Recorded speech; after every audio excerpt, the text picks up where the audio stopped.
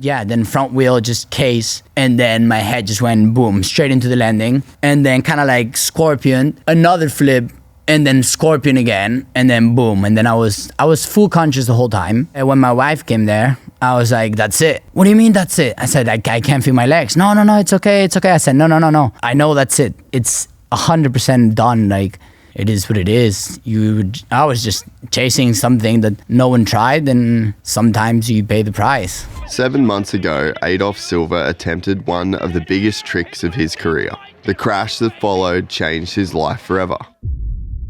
While attempting a double backflip drop at Rampage, Adolf suffered a spinal cord injury that left him paralysed. In a moment like that, it would be easy to feel like the things that bring you the most joy in life have just been stripped away. The riding, the adventure, and the pursuit of the next challenge. And while many of those things were suddenly taken from him, the desire to push himself has never disappeared. A new challenge, a new reality, and a new opportunity to find out what he was capable of. Okay, yeah, your life changed, whatever, but you can still go for it. You can still do stuff. You have to adapt to everything, but I've been doing everything I was doing before, you know? Sometimes you need a couple friends to bring you up the stairs, but that's what the friends are for, you know? Long before the crash, Adolf had built a reputation as one of the most fearless riders in mountain biking.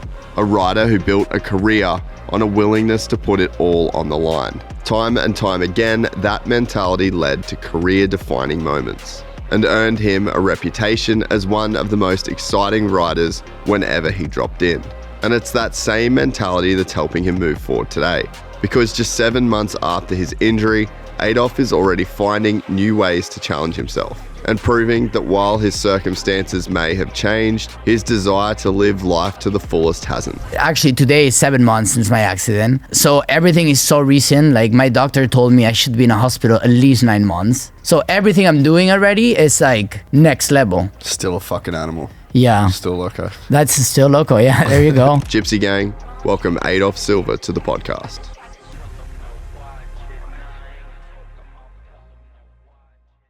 I cannot stand over-the-top YouTubers that start every single video with like, subscribe, smash that like button. I never, ever wanted to be that guy.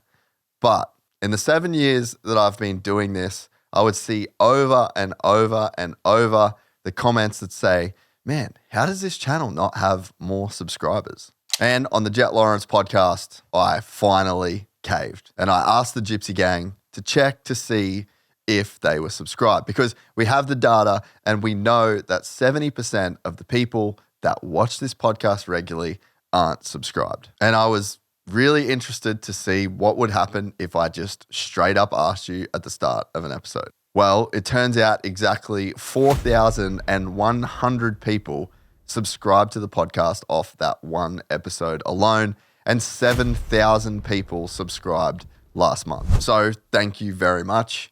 And subscribing to the podcast is something that you can do completely for free, but it actually has a pretty massive follow-on effect with everything that we do.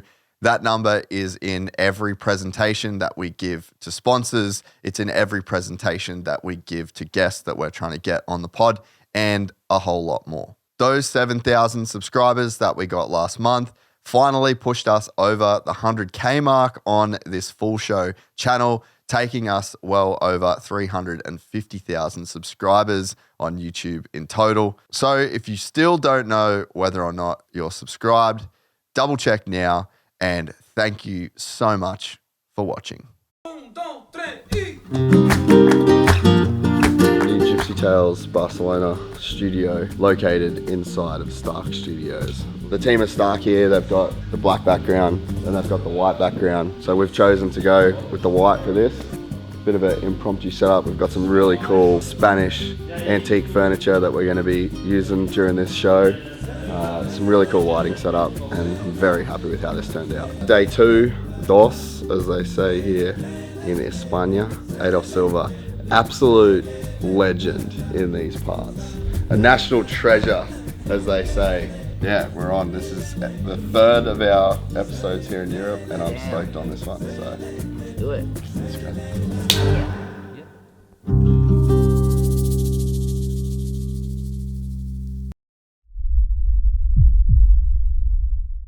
Adolf Silva, the legend, the man, the myth, the legend. How are you, bro? I'm good. Good. Tired from the weekend. It was a tough weekend. Was pretty sick yesterday. This morning was tough to wake up to. Man. But yeah, it's good. I'm right there with you. That was one of the funnest weekends that I've had in a long time, though. The whole monster setup at Barcelona is insane. It's insane, for MotoGP. Yeah. And I always have heard about it. Everyone's always told me that that's the one that you've got to go to. Yes. And they were right. Yeah, 100%. It's the whole setup, just everything that goes over the weekend is insane. So it's just exhausting. So by Monday you're done. Yeah. We're a couple of wounded soldiers, but it was sick. The whole the freestyle activation, the whole compound that they had up on the hill, and then dude, the craziest MotoGP race that I've ever seen. I think it's the craziest MotoGP race I've ever seen for sure. 2 red flags, 2 massive crashes. I don't know. It was scary. And they're okay. Yeah, exactly. They're okay. That's insane. The crash from Alex, I can't even believe nothing happened because he broke his collarbone. Yeah, and a fractured C7. Yeah, where he could have easily, dead. I don't know. Yeah, dead. Like you can die in that crash so easily. Yeah, look at the bike. The bike was completely done. And then even to have Digia win. Yeah. After getting his hand broken. Yeah. And let's say that what hit him, because there was a fork and a front wheel. And it's dude, if you get hit by that at 200, exactly, you're dead. You're done, yeah. And then they just re-rack him. Yeah. Start again. Yeah. And he wins the fucking race. I know. That was crazy. Dude. It was a crazy race for sure. Craziest race I've seen for sure. Has to be one of them. Yeah. And then insane. And then Saturday night was pretty crazy. Rocco's. Yeah, Saturday. I'm a fan. Yeah, Rocco's is best place. Is basically my second home. I'm there every single day. That's where I do all my training. They have a gym there. That's where I do all my training.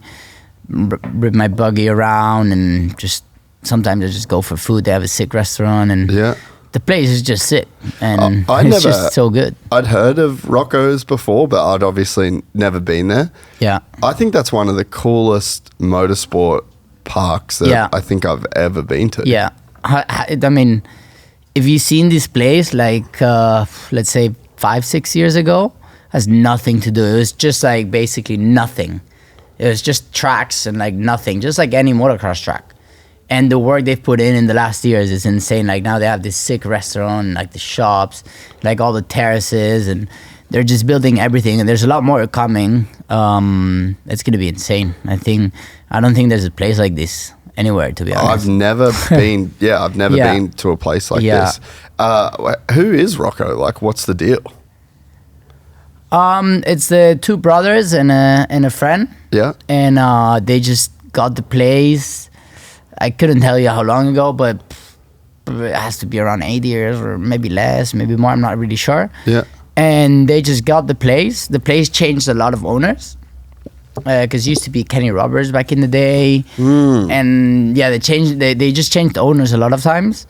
And then since they grabbed it, they just made a huge change and they just went crazy on it. They've invested so much in there, but you can kind of see that it kind of pays out especially on a weekend like this, you just see the place and you're like, wow, this is insane. Yeah, dude, it was a sick party too. I was telling everyone I haven't actually been to a party like that in a very long time.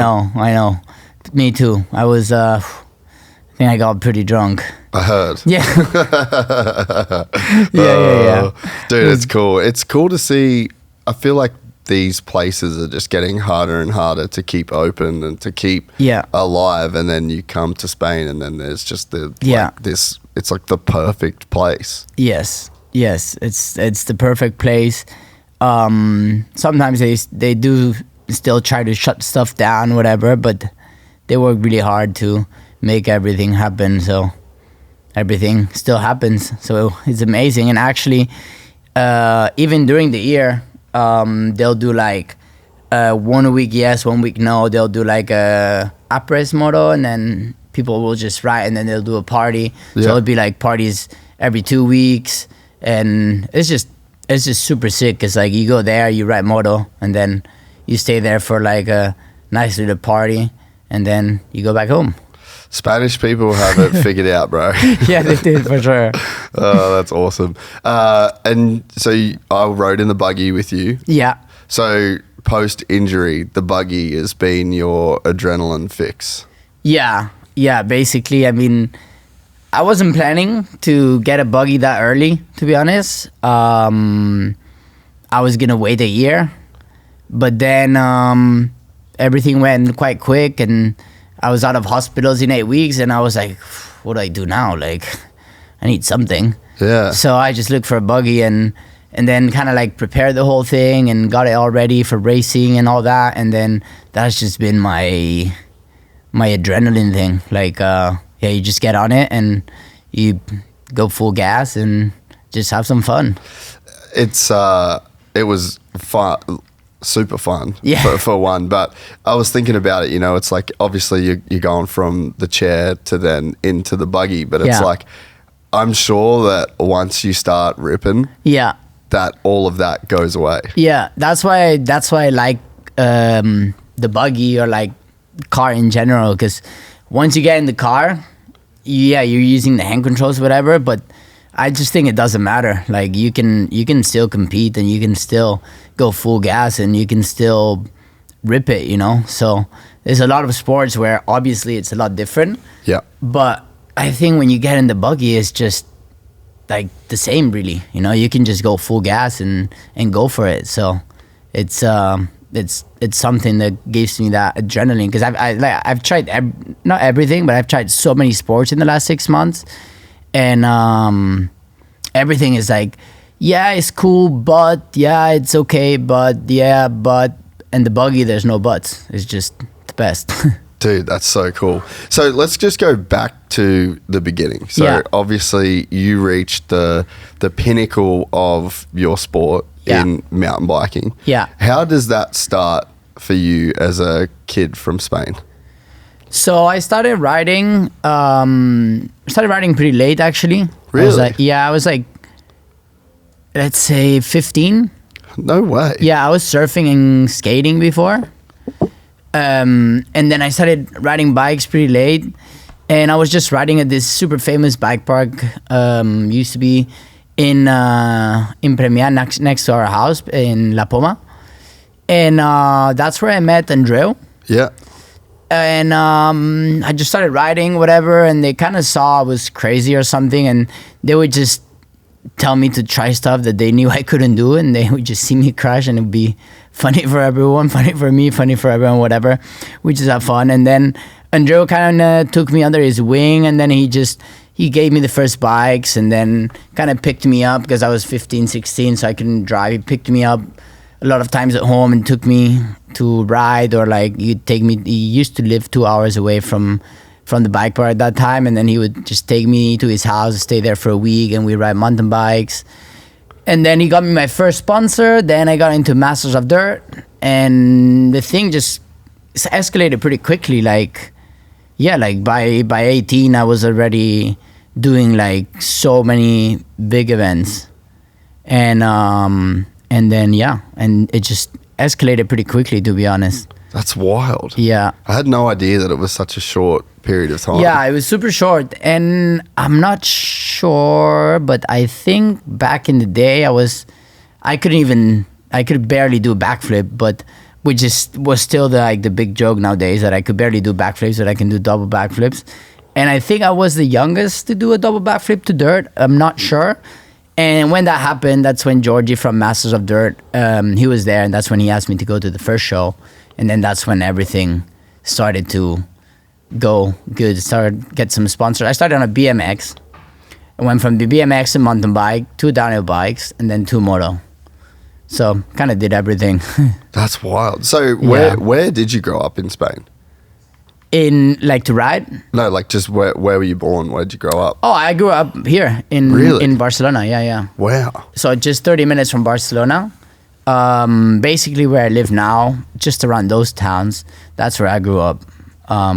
which is like 15 minutes from the track. So what was Barcelona like growing up? I didn't really spend much time in the city. I was never a city guy. I was always more like in the towns and stuff. But we did go like I went to school in Barcelona a couple times. It was way more chill than it is nowadays, to be honest. Really? Yeah, nowadays you just get robbed so easy. Yeah, true. Like so easy. So it was a lot more chill back in the day for sure. But it was chill. I mean, I don't have any sketchy memories or anything. A lot of party. We had a lot of parties for sure in the mid-20s. But yeah, it was good. But I didn't really spend that much time in Barcelona, to be honest. So what's the surfing like if you grew up surfing? So I used to live in Santa Monica. In the States? Yeah, in the States. Really? Yeah, I did middle school there. No way. Yeah. So we just decided to go there and learn English. And like your whole family went there? Yeah, my mom and my sister. Yeah, right. My mom. We went there for a vacation a year before, and then she was like, "You guys want to go live there?" We're like, "Yeah, why not?" And then we just moved there the next year. And then and then in the school they had like the surfing team. Yeah. And you'd get 1 hour off every day because So you go you were surfing like, in the "Let's go." morning. Yeah, So I was yeah. like, I'm gonna try it. Yeah. And then I just started surfing and skating a lot, and that's what I was doing for probably 5, 6, 7 years, maybe 5, 6. And then and then obviously when I came back to Spain, the surfing was not really the thing. I still skated, but the surfing was not really the thing because it's not much surfing. You have to go up north and stuff. Yeah. And then actually I remember the day we landed in Barcelona, I got my grandma to buy me a BMX bike. I don't know how I convinced her to do it. She bought me a BMX bike, and then I just went to La Poma and started riding and just started having fun. And never looked back. Yeah, exactly. What was the experience like of living in the US? It was amazing. I loved it. Yeah, I loved it. Actually, if it was for me, I would have never really came back. Yeah, I think right. we just came back because of visa stuff and all that. But it was amazing. I would have loved to stay there, to be honest. At that time, I would have loved to stay there. So what age were you when you were there? I think I was probably 7 to, I don't know, 10, 12, 11. Not really sure. I have a really bad memory. That's awesome though that you got to do that. Yeah, it was awesome. I mean, I loved it. It was insane. It was like the best thing ever. That's why your English is obviously so good. Yeah, I guess so. I mean, but when I got there, I knew zero English. Like, actually, I remember like when we were in class, there was some like Mexican guys, whatever, that they would help me. And I was like, hey, how do you say, can I go to the toilet? And they're like, I need a tampon. And I was like, oh, hey, I need a tampon. And then everyone would laugh. I would be like, fuck. No way, dude. I had no idea about English. Zero. Fuck, that's Zero. crazy. Yeah. Well, and I didn't really think about the fact that growing up in Santa Monica, there was probably just so many Mexican people that all spoke Spanish. Yeah, but to be honest, I didn't really have that much Spanish-speaking people around me. So that's why we picked it up pretty quick. Yeah. Because otherwise you just get you just get used to speaking Spanish and you're not using the English anymore, and then it just becomes the same. Yeah. So we didn't really have that much Spanish speaking around. We tried to do everything in English. And then obviously after that, when I started writing, then I started using English all the time. And then when I met my girlfriend, she's American too, so we basically speak English all the time. So basically, I've been speaking English for the last, 12 years, more than Spanish, to be honest. How hard was it to learn when you were a kid? Wasn't that hard. It only took us like a month and a half to like start to pick it up, and like And like, but there was no other. There's no choice. You were there, and you didn't understand anything.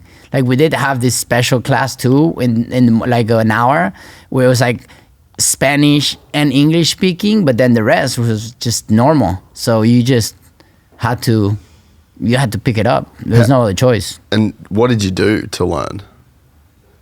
Just literally just listen and just listening and everyone speaking to you and stuff. Like I guess you just picked it up because I don't think I did anything special. It was just going there and that's it. That's mind-blowing to think that you can just like get dumped in another country and then in a month and a half you're like, oh, I'm like kind of getting around. Yeah, but like I said, I think there's no other way. Yeah. Because otherwise... then you're not talking to anybody. You're not talking to anyone, you know. I said we ordered dinner last night and I was like, dos agua. And I was like, yeah, fucking look at me go, bro. I'm fully Spanish at this point. It's always so impressive to me because just when you grow up in an English-speaking country. Yeah. And then, I mean, even you come here and a lot of people speak English. All the boys here speak English. And there's a couple of guys from Italy. And then, like, you get people all over from Europe. And English ends up being like this convergent language that kind of everybody speaks. So we have it so easy. So to me, this concept of just like being able to pick up a language, I'm like, dude, I'm fucking retarded. There's no way that I can do this. I mean, if they just put you in there and you have to learn it, you'll probably learn it. I guess. Yeah, it wasn't that hard, to be honest. What was it like to just grow up kind of being a little surf kid in Santa Monica? I loved it. I mean, it was just, for me, it was some of the best times ever. Just little kid, like, every morning when surfing, and then weekends we had surf competitions, and then we had all the 6 skate parks around there that we were skating every afternoon, and it was like living the dream, to be honest. Yeah, it's a crazy little spot, that area for surfing and skating. Yeah, there's so many spots for everything that within a couple hours you can just be in so many places. So were you more of a park guy, street guy? I started as a street guy, but then I started liking a lot more park and bowls and stuff. I was kind of doing both, but then in the end, the street was just destroying you. So I started just skating bowls and stuff, and then that's where I liked or find it closer to surfing, just surfing the bowls and that's it. But I started first as a street guy. Street stuff's gnarly, eh? Yeah. Street is too much. I'm friends with Riley Hawk, and he invited me a couple of weeks ago to just go and tow him in to a spot. Yeah. And they fucking jackhammer out. They've got like a big Sprinter van. So then they're jackhammering out this ledge. So there's like a little lip and then a fence. And so they're like jackhammering it, they're scraping it out, they're reconcreting it, they're like drying it out all in one day to get one clip. And they're just taking fucking slam after slam after slam. I'm like, dude, I just don't know that I'm cut out for this life. They go hard. They do some crazy, gnarly stuff. But did it teach you how to take a fall? I think so. I think so, because for my whole career, I had like 2 injuries. And I think it's because I really knew how to fall down. So I think it did for sure. Yeah, because I think that there's just no choice in that scenario. No, exactly. And I think it's as important to learn how to fall than learn how to land the trick, to be honest. Yeah. Even more important to know how to fall, because that's when you get hurt. Yeah. So you move back to Barcelona, you get the BMX bike. Yeah. Did that come natural? Like, did all of this come pretty natural to you? So before I left, it was like a week before we left the US, one of my friends that was skating with us bought a BMX. He brought it to the skate park, and then we all just started trying it. I was like, oh, this is cool. And then when I got back to Spain, I was like, I'm going to get a BMX. Because I lived near La Poma, which was one of the sickest bike parks ever. Yeah. So I was like, I'm just going to get a BMX and start trying. And then I bought it, and my grandma bought it. And then I was going there every single day. Then I started meeting people there. And then a couple of years later, or like a year later, Andreu came in. you gave me a mountain bike, you gave me this, started taking me places, got me my first sponsor, and then just escalated from there. Dude, it's a crazy journey. Yeah. It's such a weird path to get to where you ended up getting to. Yeah. It was crazy. It was crazy for sure. What is that park like, the La Poma? La Poma, it's dirt jumps. Well, now they have a skate park, but before it was just dirt jumps, just full of dirt jumps everywhere. Like, they used to be super cool. And I think it's still there, but I think they closed it now. I'm not sure why. But before, it used to be like the place to be. Like, everyone from all around the world, especially in winter, would just come here, because winter in Spain would be pretty okay. Yeah. So people would just come here, and then that's where you would see all the pros from all around the world, and everyone would be riding there, and it would just be the place to be. And then they had a really famous competition in November, I think it was, as well. So so everyone was there, and it was just the best place to be, and it happened to be 15 minutes from my house. Dude, that's so cool. Yeah. So how quick did you pick it up? I think I picked it up pretty quick, to be honest, because within 1 year I was already doing double flips. Dude. But I couldn't do a lot of stuff, but I could do double flips. But yeah, then the technique had to come along later on. I mean, I did trials when I was small, so that kind of helped a little bit too. On the moto? On the bike. Yeah, okay. Yeah. Yeah. So that helped as well. But yeah, I mean, within 1 year I was already doing double flips. So I just didn't care. I just saw something that looked good, and I wanted to do it. Yeah, explain how that works, because I think a double flip's cool, and I ain't fucking doing one. I don't know. I don't know who I saw back in the day that was doing double flips, and I was like, I want to do this. And I could barely do backflips. Like, my backflips have always been the worst backflips ever. Like, I know. But I was like, no, I want to do a double flip. And then I just started doing it in the foam pit. And I remember it was the Happy Ride weekend, the contest I said in La Poma. And I couldn't even land them in the foam pit. Like, I was not ready for it, but I was like, it's the contest day, like, it's gonna work. I had two crashes, I think, and then the third one, it worked out. And then I was like, hell yeah. Dude, that's wild. So yeah. Have you ever thought about how your brain works in terms of not being scared of doing that? Because that, to me, sounds fucking scary. No, I never really thought about it, to be honest. You just have because you have a unique ability to not be scared of things that would scare a normal person. Well, I always say, like, it's not about being scared. It's just about having respect for stuff. Like, if you're scared, you're fucked. Yeah. Because it's not gonna work. But if you have respect for some stuff, then it's a different story. You just kind of send it, and that's it. You just imagine in your head, and sometimes it works, sometimes it doesn't. Because I think about my relationship with riding, right? Yeah. So there'll be a massive jump. Like, there was this one massive jump at Parla that I never hit, and I would have loved to jump this jump, and I just could not pull the trigger on doing it because I was just scared of crashing and scared of fucking it up. I probably had the ability to do it. Yeah. And, I'd go riding. People are like, bro, what the fuck are you doing? Like, just jump the jump.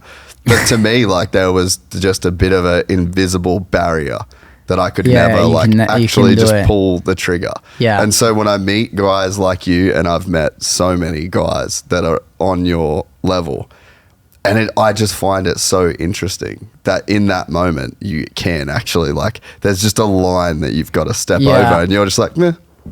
It just, when it comes to doing stuff like that, like, I don't know, scary or like, name it, whatever, like gnarly stuff, it's just like, it's just like a switch in the head. You just switch it off, and then you just focus on doing that, and that's it. Nothing else matters. Like, nothing else really goes through my head than imagining the trick and trying to land it. So it's really just that simple. So you get the same. For me, yeah. For me, I would just like switch my head off and then say, okay, let's go.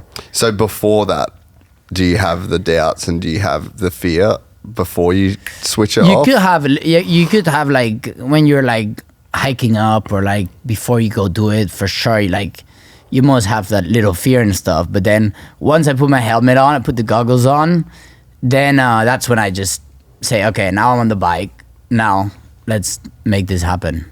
Just committed. Yeah, just commit it. Yeah, see, that's the thing that I just find so, like, I just have so much respect for that. Yeah. Because, I've never been able to get there, you know? Yeah. I mean, I don't know. It's hard to explain, but like I say, I just switch my head off and it doesn't matter anything else. Like, I don't think about anything else. Nothing. Just me and the bike, and that's it. And what's on the other side of that feeling? Like when you said you crashed twice. Yeah. And then you landed that third time. And so it's like, what's on the other side of that when you actually land the crazy thing? Is that feeling worth it? Yeah. That I remember back in the day, that feeling was like insane. I mean, I was 15 or 16, I can't really remember, 15, 16 years old. And I was in front of basically most of like my heroes back in the day, you know, because like it was a pro competition, so everyone was there. And when I landed it, everyone just jumped in and then they ripped my shirt off and it was just insane feeling. And so that moment then sets up to have Andreu and like that's the moment that kind of gets the ball rolling. That moment gets me. That's when Georgie from Masters of Dirt, he was there, and that moment is when I knew Andreu from before that, so I was already doing stuff with Andreu before that. But that moment was the time where Georgie from Masters of Dirt saw me and said, "Hey, do you want to come ride a show with us?" Which back in the day were a monster too. And I was like, well, hell yeah, why not? So I just basically went there and I experienced some of the gnarliest and craziest shows I've ever seen. Because back in the day, we used to be just complete madness. And then I just loved it. I had way too much fun. Then I got invited another year. Then I started riding the whole tour. And then, like I said, Andreu gave me the mountain bike. Then he gave me the downhill bike. Then he got me my first sponsor, which was the same bike sponsor he had back in the day. And then I started transitioning more into like mountain bike freeride stuff. And then we started doing the Fest series, which back in the day they were doing a lot. Yeah. I started traveling with him to Fest series. And then, step by step got into Rampage. So I actually got scammed recently on a credit card, which was a nightmare to deal with. A dude in the UK bought $3,000 of Lego, believe it or not, and some Nando's. So I had to cancel the card, I had to wait for a new one, I had to dispute the charges, the whole deal. And this was the second time it happened to me. And it really just made me realize how important proper security is when it comes to anything to do with your money. And this is why I started using Cash App, which was awesome when they reached out and decided to help us out on the podcast. Your security deserves to be a priority, and Cash App treats it that way. With Security Lock, Cash App requires a successful Face ID or biometric authentication to access your account. It's like your money is protected by your own personal bodyguard, even if your phone is lost or stolen. Plus, if you're about to send money to someone new and Cash App notices something looks a bit off or that you might be falling for a scam, it will send you a warning before the money is sent to confirm that everything looks right. Turn on Security Lock in your Cash App settings today and pay attention to scam warnings to keep your money safe. Learn more at cash.app/security. For a limited time, new Cash App customers can earn $10 if they use code SECURE10 in their profile at sign up and send $5 to a friend within 14 days. Terms apply. Cash App is a financial service platform, not a bank. Banking services provided by Cash App's bank partners. Prepaid debit cards issued by Sutton Bank. Member FDIC. Discounts and promotions provided by Cash App, a Block Inc. brand. Visit cash.app/legal/podcast for full disclosures. So what did you think you were going to do with your life before all of this? Honestly, I had no plans. Like, that's so like, wild. I really, like, I've always been like this. Like, even now, like, I have no plans. Like, I'm just I'm just living the moment as it is and see where that kind of takes me, you know. Like, I really had no plans. I just started riding, and then I was just enjoying the moment. I was a 18-year-old kid traveling the world with some of the best free riders ever and doing the sickest events ever, and I was just loving it. Like, it was just the best. So I was just enjoying it, got a few sponsors, was going everywhere, and I didn't really think far ahead. I just was living the moment, to be honest. Have you always been like that? Yeah, I think so. You've got a very special brain. Like, honestly, because so many people, I mean, and I can say this of myself, like, I'm just always so far trying to plan and trying to control life, which is by definition uncontrollable. Exactly. Well, that's the thing. It's just like, you can think ahead whatever you want, but tomorrow something's gonna change, and what? That's it. You know, like, everything you thought about or everything you planned, that's it. It's gone. So, I mean, of course, sometimes you need to think about some stuff a little bit ahead, of course, but it's just like, it's no point on thinking too far ahead, because everything can change in a second. So you just go with life and see where it takes you. When did, or where did this mentality come from? Because I think ultimately this is the right way to look at life, but it's extremely hard for people to commit to this, you know. Like, is this something that you developed over time, or do you think this is like a natural kind of instinct that you've always had about life? Honestly, I'm not really sure, to be honest. I think it just I think it's always been like this, honestly. Maybe it developed more throughout the time, for sure, but I think it's always, since the beginning, I was always kind of like that. Like, I never, like, since my first ever video, that was when the Right Loco came out, and that's when they put me the nickname Right Loco, and then it just, that's it. That's how it stayed. Like, I never cared about anything. I just went and tried whatever I wanted to try and didn't think about anything else. And then I guess throughout the years, it just developed a little bit more. Then when I broke my femur, I had a couple of years where I did think a little bit more, because I was 12 months without walking, and that got me really hard. And then I kind of like thought a little bit more, but then when I was 100%, then my brain was already like, all right, let's go. Yeah, let's fucking go. So do you think maybe it comes from like the fact that, you know, you were living in Spain, and then your mum randomly is like, let's go to America, and then you go to America, and then one day she's like, we're going back to Spain. Like, do you think maybe just the way that you grew up, there wasn't like too much of a plan, and you were forced to live in the moment so much as a kid that maybe this is just, it just stayed with you? Could be, but my sister's not like that. So yeah, true. And I'm the only one in the family that's like that, really. Yeah. So I don't really know. I think it's more of with all the people I grew up with, like all the riders and all the friends and everything. It was just always, I mean, obviously growing up with Andreu is always no plans. You just go. Like, he would call me a day before at 7 p.m. and say, hey, I'm booking flights to US. We're going to US tomorrow. I'd be like, oh shit, well, I gotta get out of school. Okay, let's go, you know? And then that was my first Rampage that I went with him. So it was just like always freestyle. And then you just get used to it, and I kind of liked it. Dude, yeah, fuck. It's just it's a freestyle life.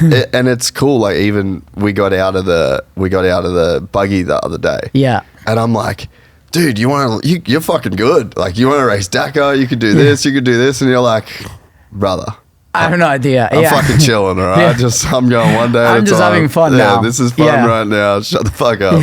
And I'm like, respect. Yeah, because I have so much people, like, you know, they're like, oh, you race Dakar, you do this, you do that. And I'm like, listen, I have no idea what I'm doing. I have no idea what I'm going to do. I have no idea what I want to do. I'm just having fun right now. Like, everything It's actually today is 7 months since my accident. Really? Yeah. So everything is so recent. Like my doctor told me I should be in a hospital at least 9 months. So everything I'm doing already is like next level. Like my doctor was at Rocco's on Saturday. Yeah. And we saw me get in the buggy. He was like, it's like, no way. And yeah, it's just everything came so quick. And even when I was in the hospital, I was like, no, I'm not gonna do stuff until 1 year. Like I'm gonna be chilling a lot. Like I knew I was gonna be in a hospital for 9-10 months. And then now it's 7 months and I've pretty done everything that I can do. I've traveled everywhere by myself. I tried a lot of sports and everything. So everything just came so quick that I have no plans, no expectations. Just keep having fun and see where that takes me. Fucking awesome, dude. Yeah. It's crazy. So let's talk about the femur then. So when was that your first big injury that like really slowed you down? So what happened there? That was my first ever injury. Yeah. We were at the Loose Fest. Basically, they were the biggest jumps in the world. And I was following Nico Vink, I think. And I think I got a bit of a slipstream. And then I went too fast on the first jump. It was kind of like a hip jump. And then as I came out, I went like probably 10, 15 meters longer. And then the bike just started going sideways. And then when I landed, my femur snapped with the bike. And because I didn't know, I was like, should I let the bike go? But then I was like, I'll probably break both feet. So I was like, I'll try to stay on the bike. But then I turned too much. And then, femur just completely shattered in 6 places. Fuck. Yeah. And the good thing is I didn't have any food because I never eat like in the mornings or middays almost. And I could get a surgery 45 minutes after my crash. So that was amazing. But yeah, that was an early one. It was like, where was this? In Belgium. Yeah, okay. Yeah, in Belgium. And it was it was a tough one. I mean, I was like in so much pain. Like Andreu said that, because usually I'd be the guy that crashes and never really like complains or like never, it doesn't matter, like sometimes you have a little something but you just don't complain, you just keep riding or whatever. And he said that he could hear me scream as hard as I could. I had my leg like over here, and then when they put it straight, I was screaming. He said he was freaking out because he said if you're screaming it's because it fucking hurts. So that was my first injury, and that was a gnarly one. Fuck, that is crazy. Yeah. One, it's crazy, that injury itself, right? But then 2, it's crazy that was your first injury after all the shit that you've done your entire life. Yes. And trust me, I had so many like huge crashes before that. And yeah, that was the first injury, which was super tough. Because it just, everything took way longer than expected. I was, like I said, I was 11, 12 months without really walking. Fuck. Yeah, and I just... And some people walk the next day from a femur. Exactly. Like I knew a couple guys that 3-4 months they were back in the bike, you know, or like even now, like there's a couple guys that broke femurs and 3 months they're back riding. But my femur, like it broke like this, but also like this. And it just wasn't healing. It wasn't healing. So how many surgeries did you have to have? No, I just had one. Yeah. But it just wasn't healing. I was doing rehab every single day for like 3 hours, 4 hours a day, but it wasn't healing. I don't know why. So I did hyperbaric chambers, like I tried not stem cells, but this plasma, I think it is. PRP, yeah. Yep. But just nothing was really helping to speed it up. It was just there and I just had to wait.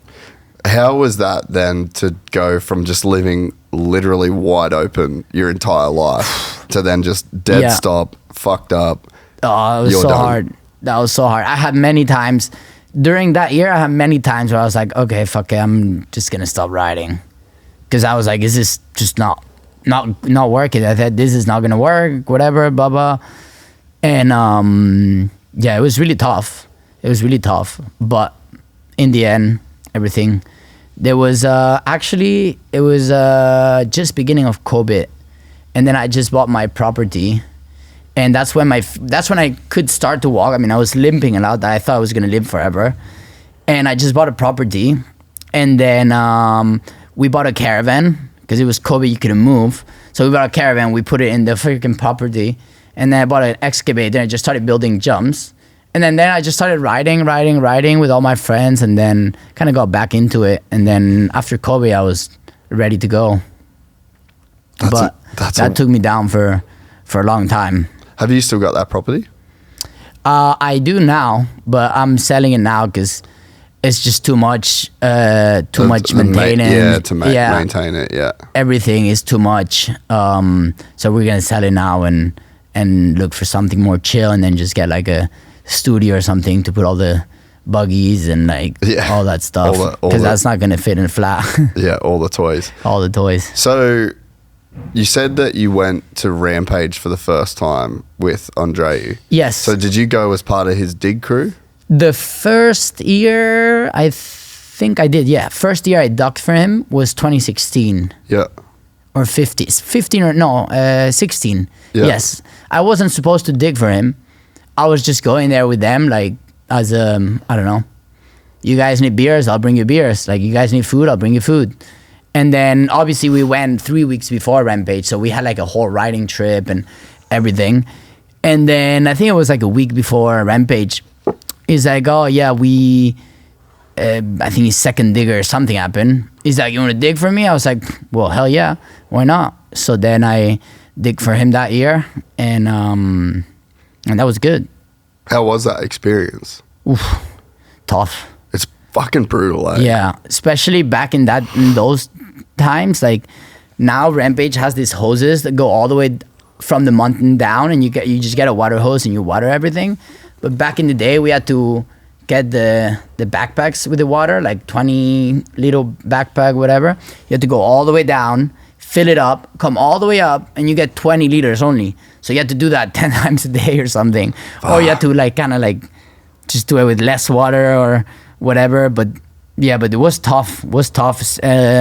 Also, I remember those years were hot, like really hot. It's just, and you're working from till the sun goes out.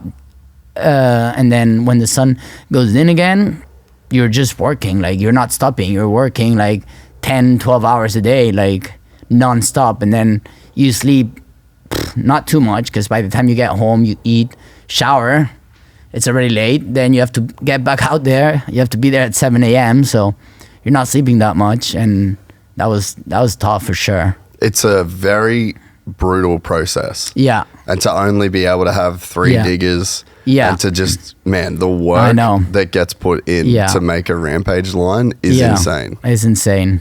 So when was the first time you saw Rampage?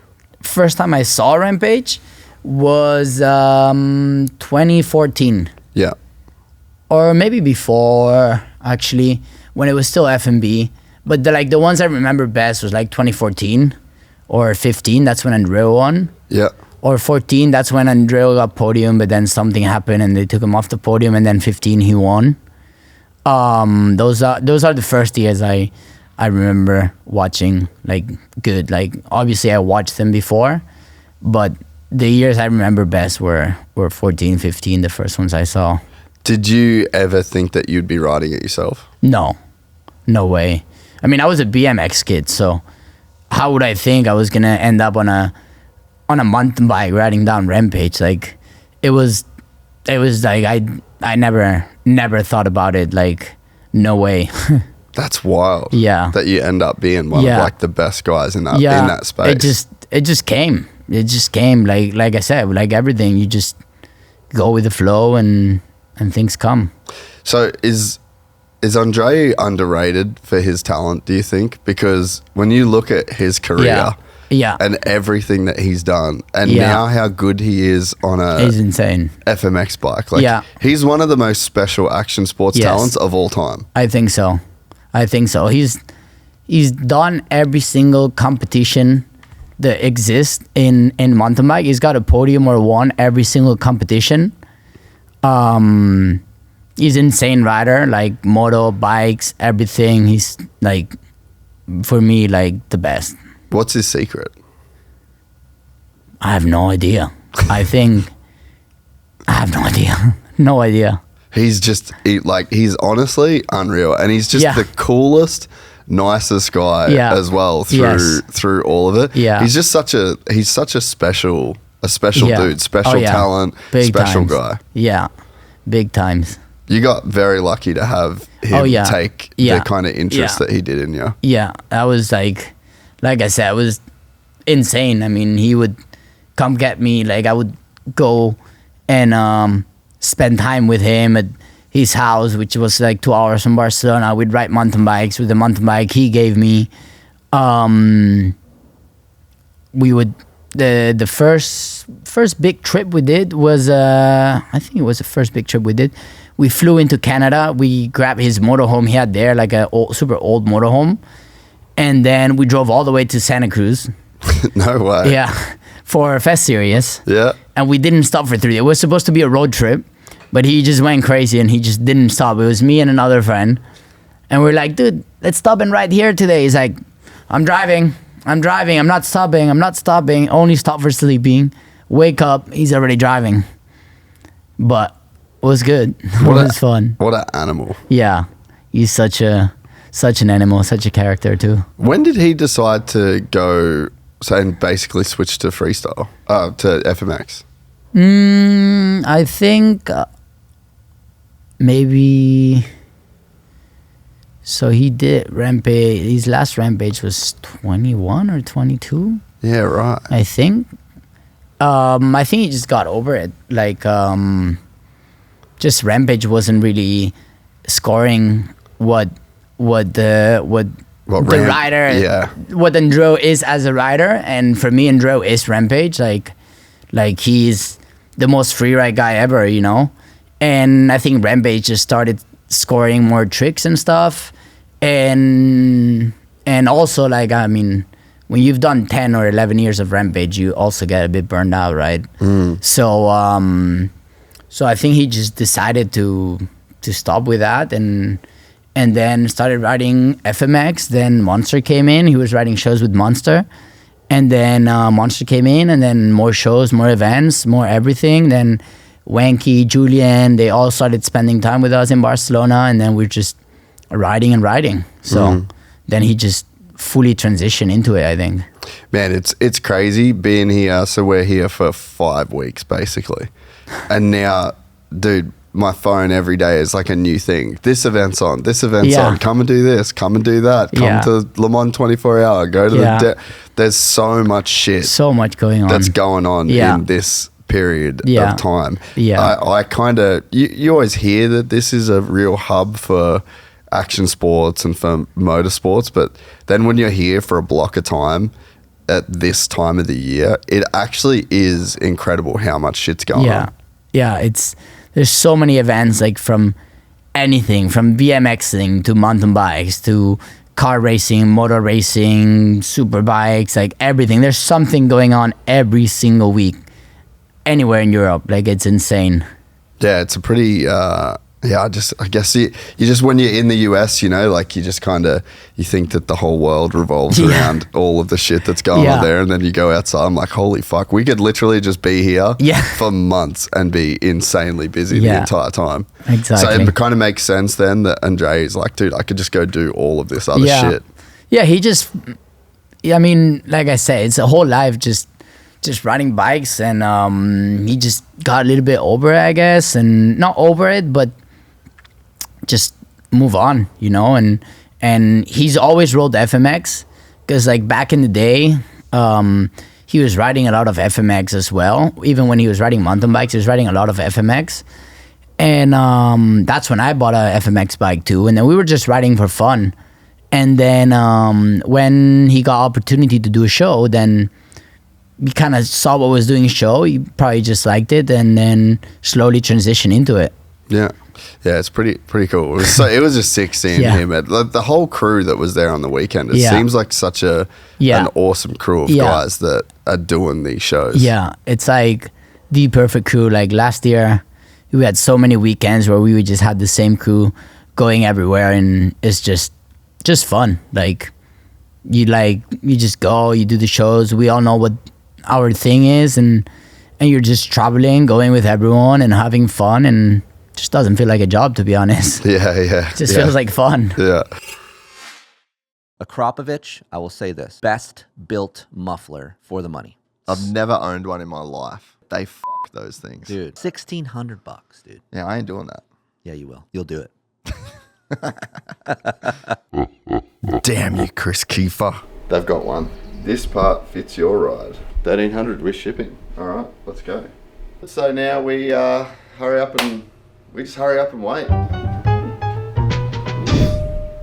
Oh, that was quick. Yeah, already. That's unbelievable. That happened so fast. Because this order was over $79, it qualified for free shipping. And Kiefer was right.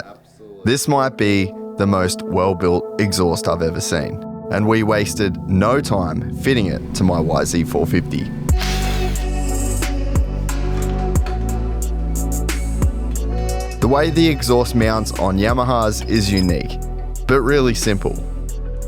And in about 20 minutes, we have transformed the look, the sound, and the engine characteristics of this 450. All that's left to do is hit the track. As usual, Kiefer was right. The Acro took the power of the Yami and put it in all the right places. It was smooth off the bottom, but still meaty, and I loved the new exhaust note. To transform your next ride, hit the link in the description and head to motorsport.com. And right now, if you head to motorsport.com/win, you can enter their ultimate ride sweepstakes and win a YZ450F of your own. So when was your first Rampage? First Rampage was 2018. Okay. Before I broke my femur. Oh, so you did your first one before? No, it was 2018. Yeah, 2018 was my femur. My first Rampage. Yeah. So how did you go getting the invite for that? Like, what led up to that? So to get into Rampage, you have to get an email where you send like your 3 links of videos, like whatever you want to send. It can be just a video that you put for them. It doesn't have to be something that is posted. And then like the whole text explaining why you want to be a Rampage and why they should choose you, basically.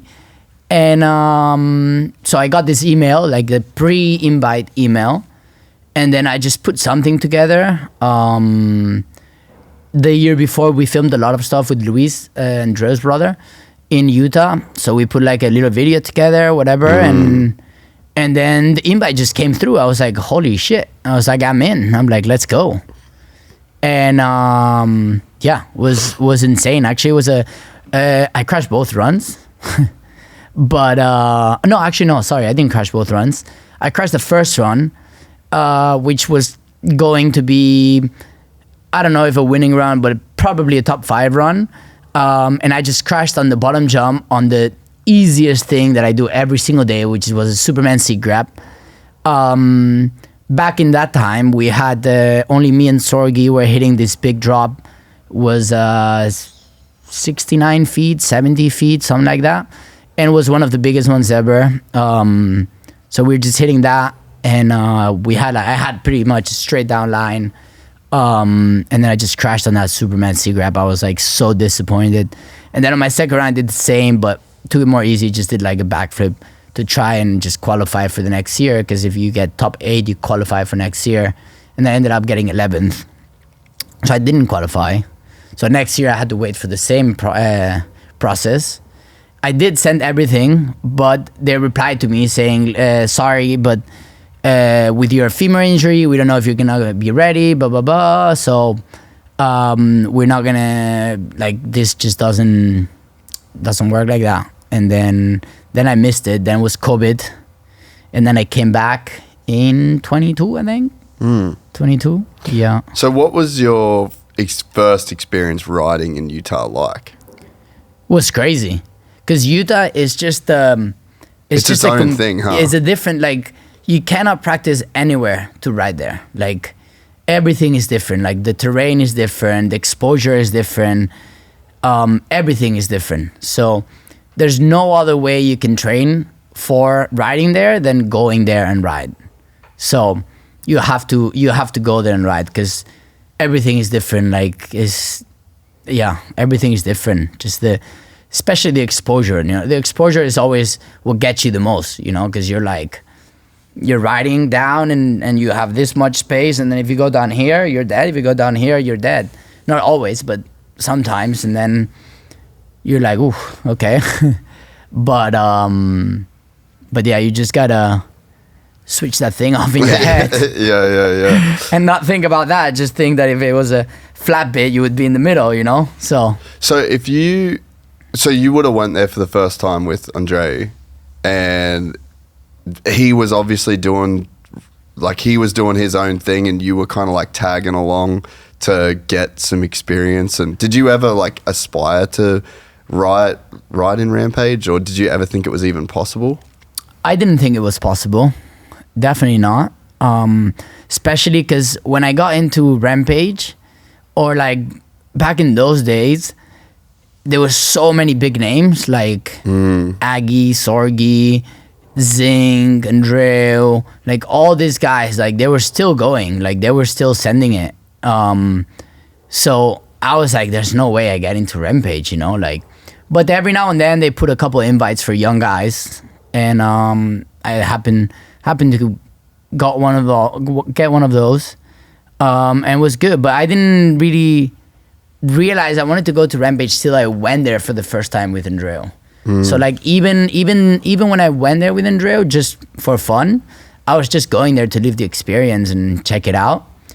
And then even though it was a horrible experience because you're digging there for 10 hours a day, that's when I was like, oh, actually I might wanna try and do this.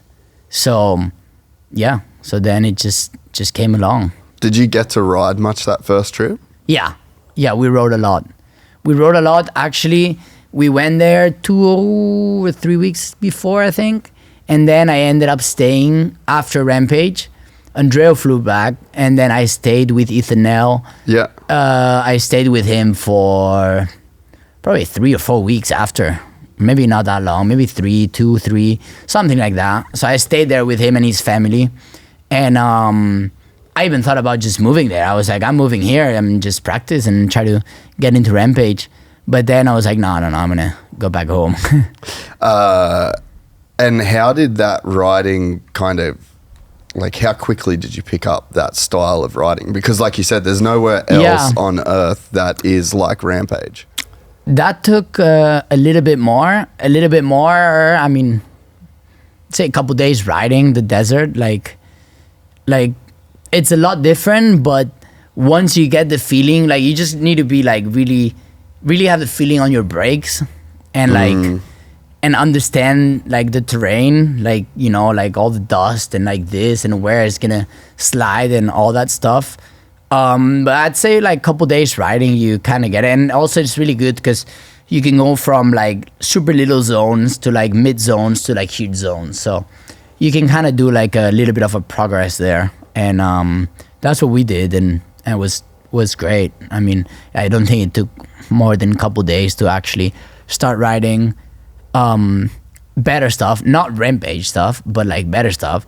I would say ready for Rampage, I was not ready even when I was there. Like I showed up the first year, and then after the first day, which is scout day, and then you choose the line you want to do, I got back home, look at my diggers, I was like, ooh, I think went too much.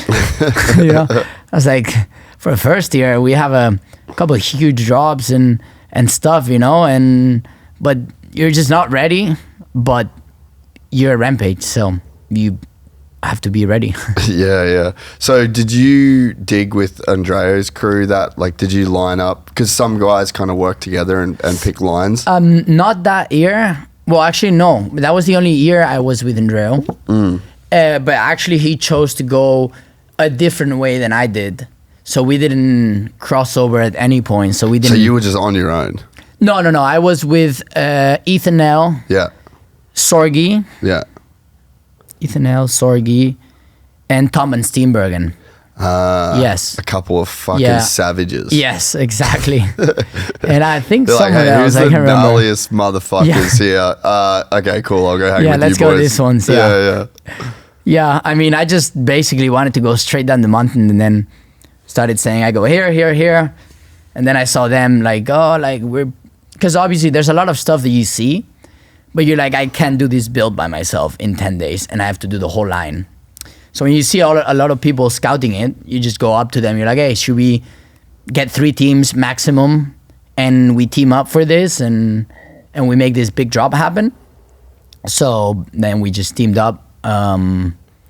Like I said, it was Aggie was missing. Aggie, Sorgi, Tom and Steenbergen and Ethanel. Yeah. So we just teamed up for a couple futures and then we made it happen.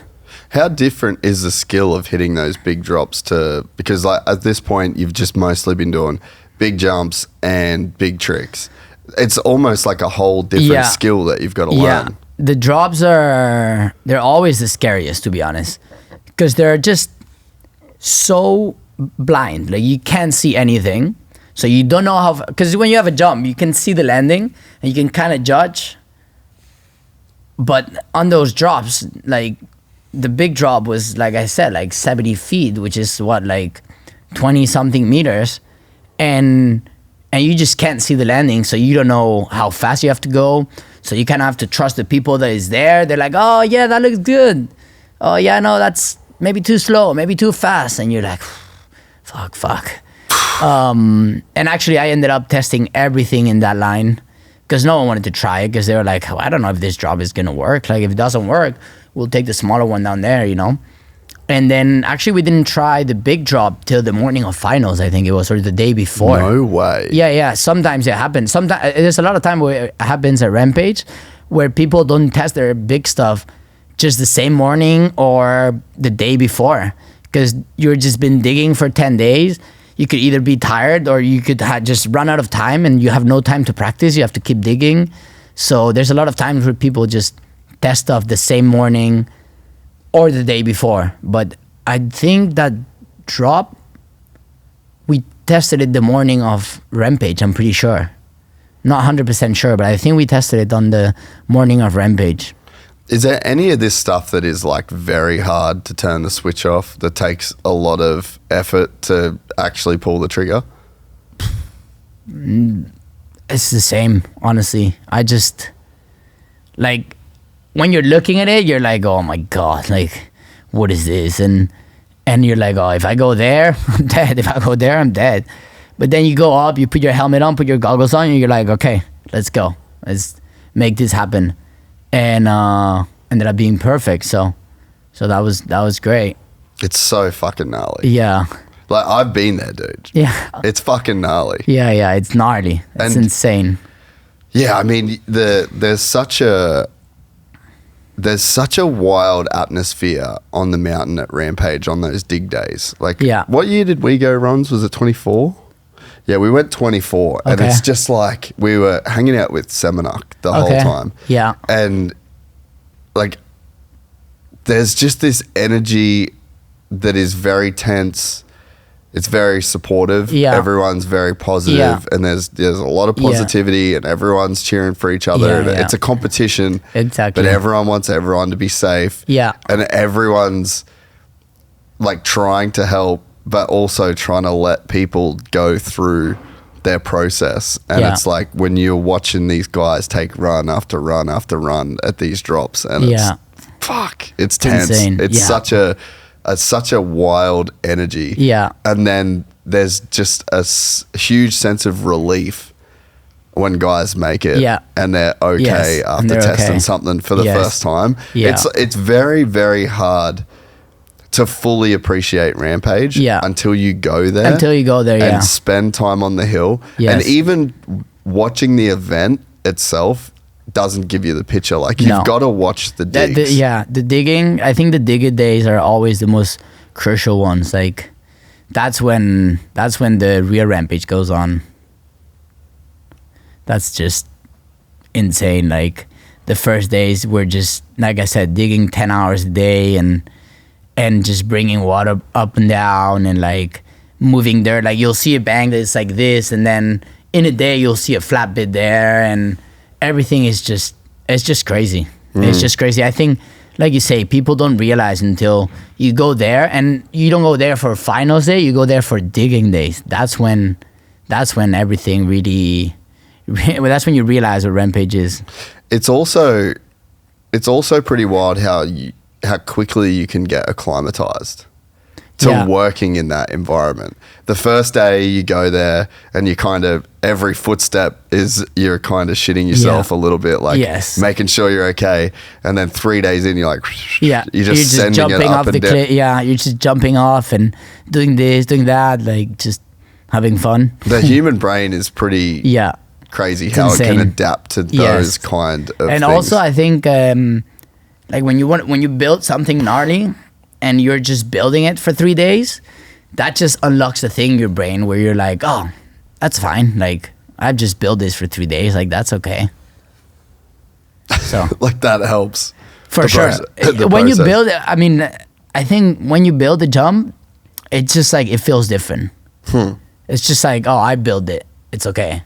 That kind of makes sense in a weird fucked up way. Like I built it, like I saw the build, like I put the landing and the ramp where I thought it had to be, like it'll be fine. So that's so much easier than hitting something that someone else built. I think so. Yeah. For me, it's always been easier to hit something that I've built than hitting something that someone else built.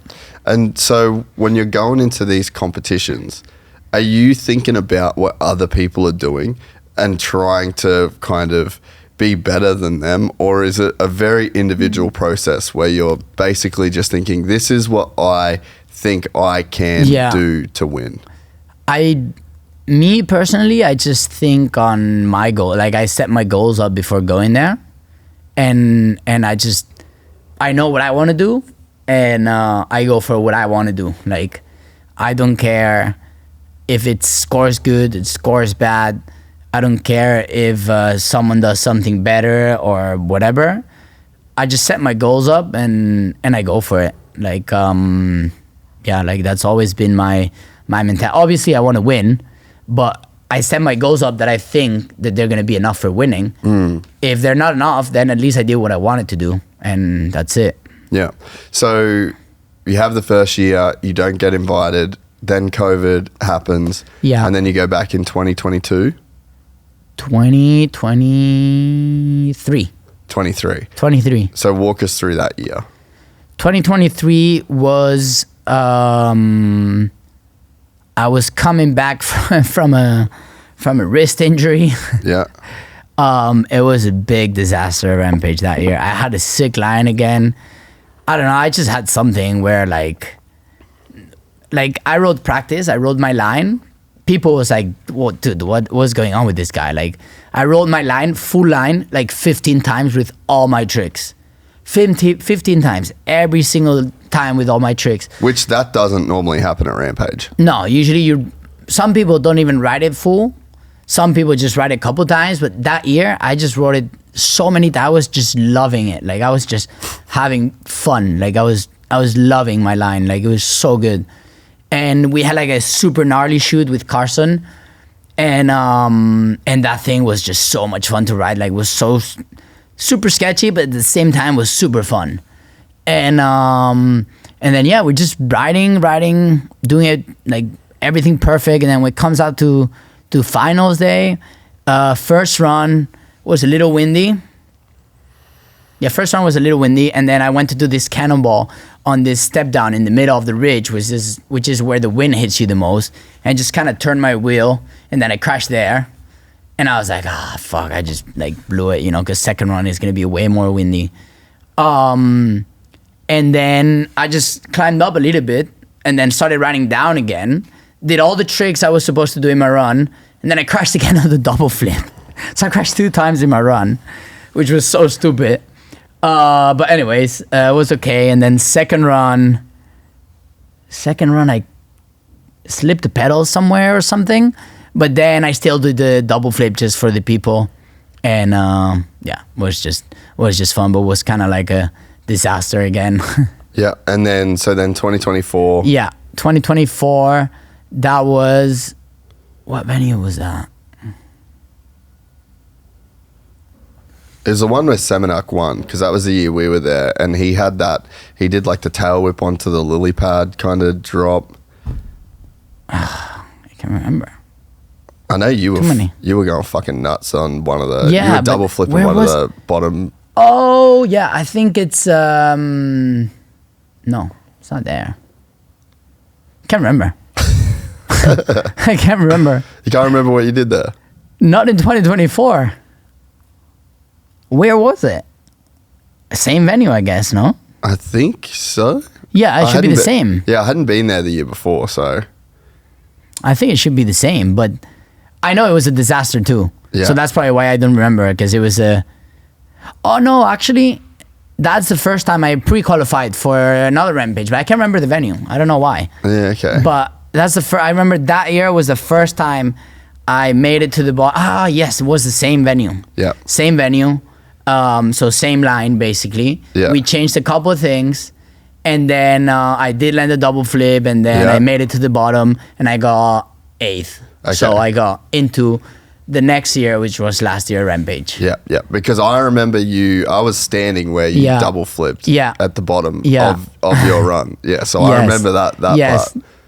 Yeah, I had a bit of a blank there. I was like, where was 2024? The same venue. Yeah, okay. And so then that pre-qualifies you for, Yeah, for the 2025. Yeah. So what's in between your years with Rampage? Like, what are you doing when you're not doing Rampage? How full is the calendar? It's like completely full. Like the last couple of years, I was traveling pretty much every single week of the year, like non-stop. Like in the beginning of the year, we had 3 to 4 months of full Masters of Dirt shows. Yeah. Then it came into monster shows, and then it came into summer, where it's mountain bike shows and FMX shows and everything. And then I also did my event at the end of the year with Monster.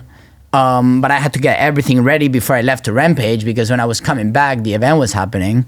So the years were flat out, like completely flat out.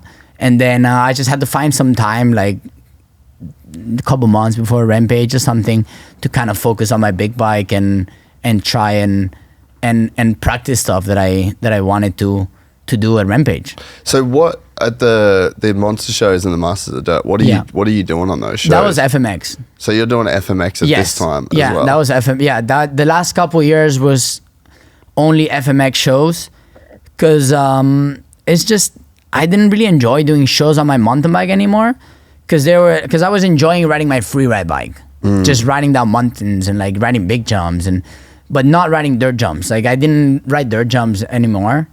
So basically the shows are just one jump, and then you just do it. Same with the moto, but I just enjoyed riding moto way more. So I was just riding moto for the shows. Some shows, like in Chile, like I rode moto and mountain bike, so I had to like take my boots off and like get on the mountain bike and kind of switch it up a little bit. But most of the time, just FMX. This episode of the podcast is brought to you by Brunt Workwear, and I have got the brand new Marin boot here to show you guys right now. Over the last couple of years, I just wanted to get rid of doing the sneaker thing. They're not waterproof. They got super dirty, and I would end up with track shoes. I wanted to be able to rock some boots. I just made a lot more sense to wear boots. So I've switched to wearing boots, and now I've switched to wearing these Brunt boots. There's a super short break-in period, and they're lightweight, they're waterproof, they're slip and oil resistant, they're heat resistant, and they're electrical hazard rated. A lot of you guys that listen to this podcast, you're on job sites, you run a machinery, and you actually really need and test all of these features every single day. So now you can finally have durable work boots that are as comfortable out of the box as your sneakers, and over 500,000 customers agree. Brunt didn't just make a durable work boot, they've reinvented comfort for the hardest workers out there. For a limited time only, our listeners get $10 off a Brunt by using the code GYPSYGANG at checkout.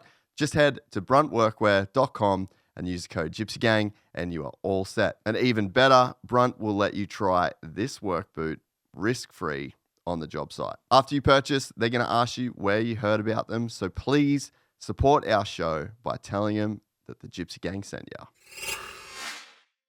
So when did you start riding FMX? I started riding FMX probably in 2017, or I bought my first bike then, and then I would just go to Andreu's compound when they were riding and they put a ramp close, and I just fuck around and have some fun. Then we went to Yades, which is another place a couple hours from here, and then we put a ramp, then we put it farther, whatever. And I just started training more and more and more. And then I was like, to the guys from MOD, I was like, hey, do you want to give me a chance to ride some moto at the show? They're like, okay, why not? Like, let's ride some moto. And I think I was pretty sketchy the first time. Because, like, it's not the same riding moto just for fun, like at the park. Yeah. Then when you have, like, I don't know, 10,000 people in a stadium, and because you're always in the middle of a train. Yeah. And you can't hear your bike. Like, you hear every single bike, but you barely hear yours. So it's like everything is so much like different. And then you turn around, and me, like when I was riding, before I was riding Stark, I had a normal 2-stroke. So I would click neutral and then second again, because I had a couple times where you jump on first gear and it fucking sucks. Yeah. So I was like every time, and then sometimes the stadiums are so tight and you have everyone behind you, everyone in front of you. It was just like, not a huge disaster, but not really good. The next year, I didn't do it. Yeah. And then I think a couple of years later, after more practice and stuff, then they kind of got me into it again. And then I was like, then I got better and better. And then I just said, okay, I don't want to do mountain bike anymore. I just want to do moto. Yeah. So when did you get a Stark in this process? Last year. Yeah, right. Yeah, beginning or like end of 2024. Yeah. Was that a game changer for you? For me, yeah. It was like, for me, it was especially coming from bikes. Like, I just had the brakes in the hands. Yeah. And I was loving it. Like, I think my riding, and everyone said it, my riding changed so much after I got on the Stark. Like, I was riding 10 times better and 10 times safer. Like, everything was so much better. And I was just enjoying it way more too. Like, just everything. I don't know why, but I just adapted to it super quick, and for me it worked really good. So yeah, I think if you're a mountain bike rider, or BMX, or you come from anything that wasn't moto wasn't your first thing. The Stark is just a complete it's insane no-brainer, especially with the handbrake. They're so the handbrake light. is insane. Because like because I talk to some guys that ride Starks nowadays. I'm like, why do you have a handbrake on? They're like, no, I just can't. I'm like, dude, you got to try it. Because like sometimes I'll be doing a trick in the air and my bike will go a little bit like this. And then I'll just brake in the air. Even though I'm doing a Superman, I don't have to cancel the trick. And the bike will go down anyways. Yeah. You know, so I have full control of throttle and brake still if I'm doing a trick. Yeah. So I don't know, for me it was like a big game changer. And then for whips, like my whips, I've never been that good. I was like actually doing big whips, and just everything was insane. And then I got to do double flips as well. I was doing them on 250, but on the 250 I was struggling a little bit. Like I wasn't really sure I was gonna make it happen, to be honest. And then as soon as I jumped on the Stark, like boom, like I think first try I rotated it, and I was like, damn, like that's sick. Fuck. It's mind-blowing how quick you can adapt to things. Yeah, I mean, I don't know. It's just, I don't know. I just adapt quick to stuff. You're a freak, bro. You know that? Fucking double flipping a Stark. Well, it wasn't really a double flip. It was more like a double 360, to be honest. Because it was like completely like this. And then, because I've always been known as not doing straight flips, because I always do it sideways. Yeah. So it was completely like this. Everyone thought I was dying. This was in the middle of the show. And then I land perfect, straight, perfect. And everyone's like, and I'm like, what's wrong, dude? I just fucking landed. Like, like this was sick. They're like, look at the screen. I look at it, I'm like, holy shit, dude. In my head, it fell straight. Like, I don't even know how how that worked. Like, yeah, it was insane, but I made it happen. And I did it for 3 times. So every time was getting more crooked and more crooked. So That's unbelievable, yeah, dude. but it worked. So that was fine.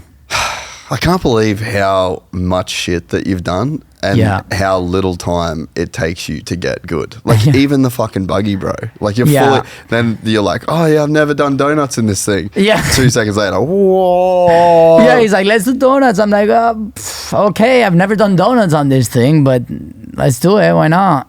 Fucking Even the flat track, like I've never really just rolled the flat track on a circle where you're just going full gas and you're kind of like flicking the car around, and that was what I was struggling most with, just flicking the car around and then drifting the corner and then going full speed again and then braking again. Like I've never got into that, you know. Well, I mean, I've just got my buggy like 2 months ago, so I was like, whatever, like I'll just follow you.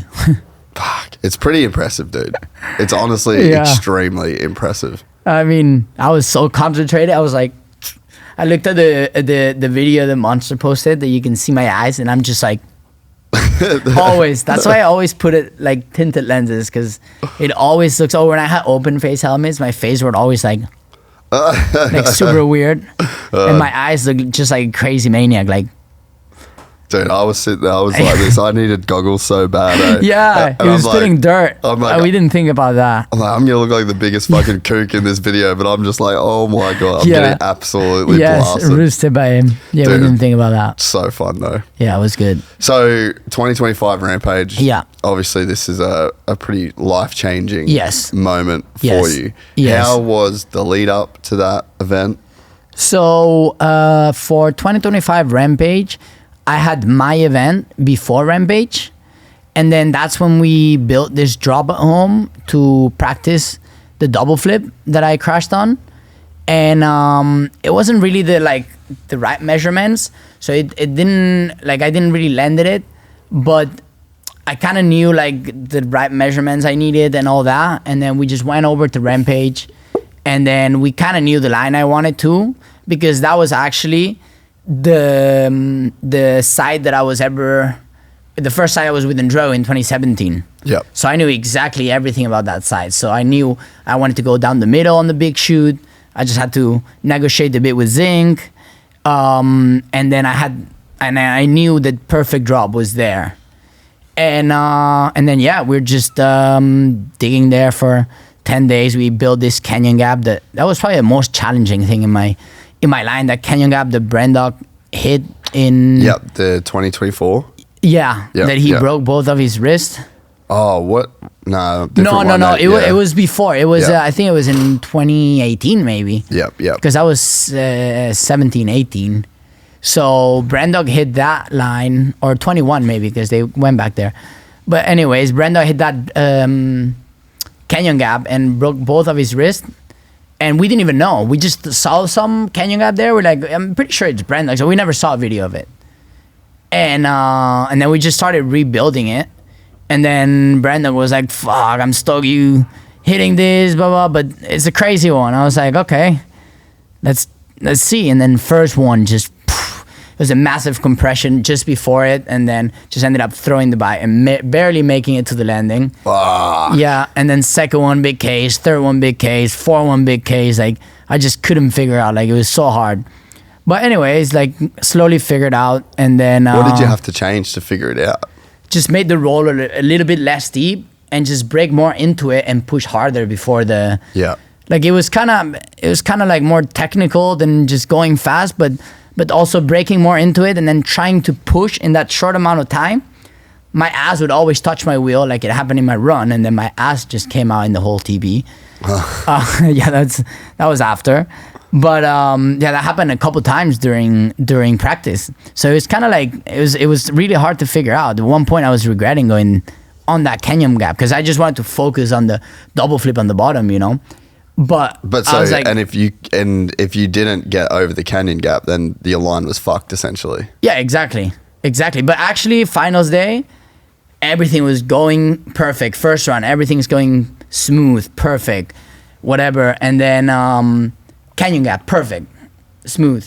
And then the transition after the canyon gap into the other jump is also a crazy one, because it's like a big roller and then a super steep one. So you kind of have to jump before and kind of, you don't know where you're going really. And then that's when my wheel touched my ass again.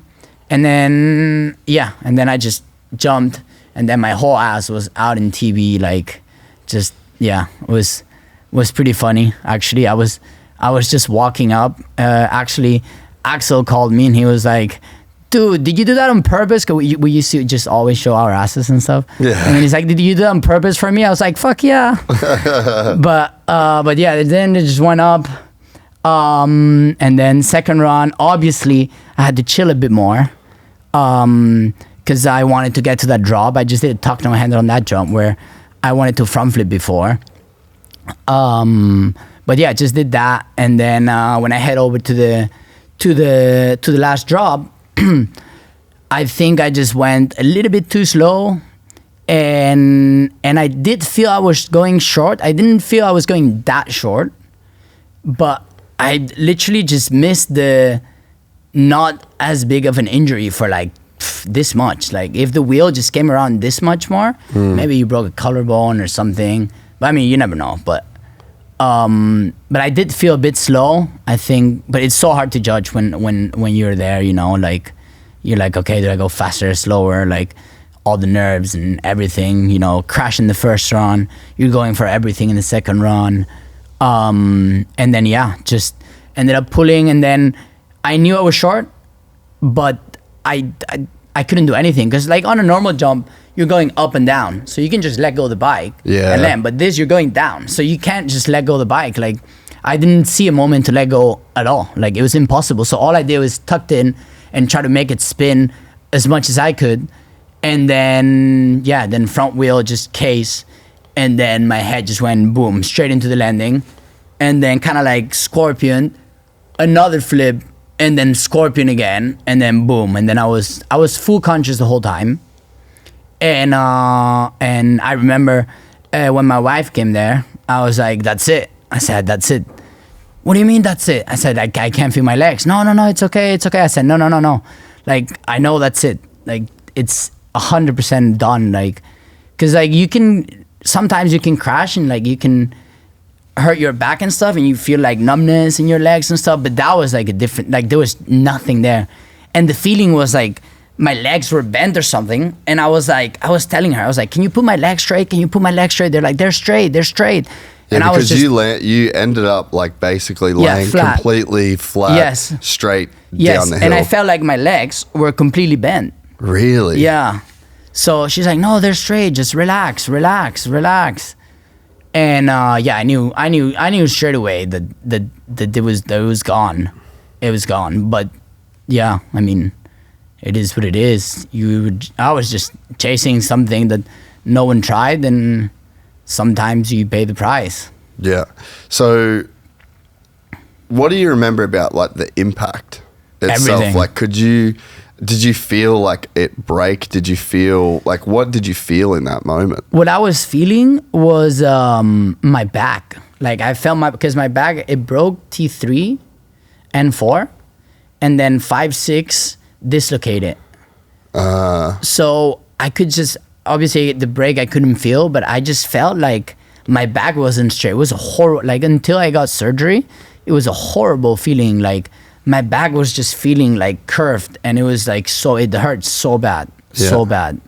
So yeah, how much pain were you in?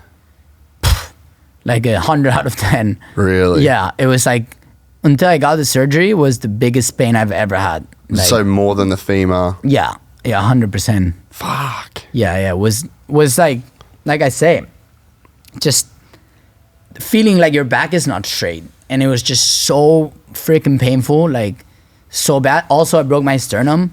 Yeah. So I couldn't breathe. Yeah. So I was like, like super short breaths, and it was horrible. But luckily, I got surgery like I don't know, a couple hours after the accident as well. So then after the surgery, the pain, obviously all the medicine and all the drugs they give you, then that for sure settles everything down. But that's when I was like, okay, that's fine. And then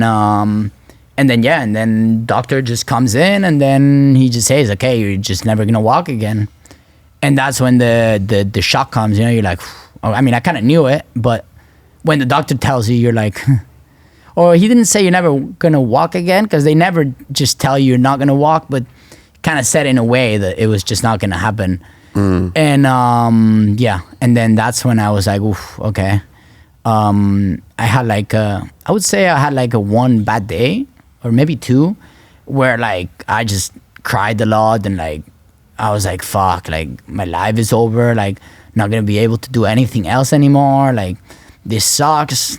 It was like a day or two, and then my head just switched off again. And then they told me, all right, I said, when can I go back to Spain?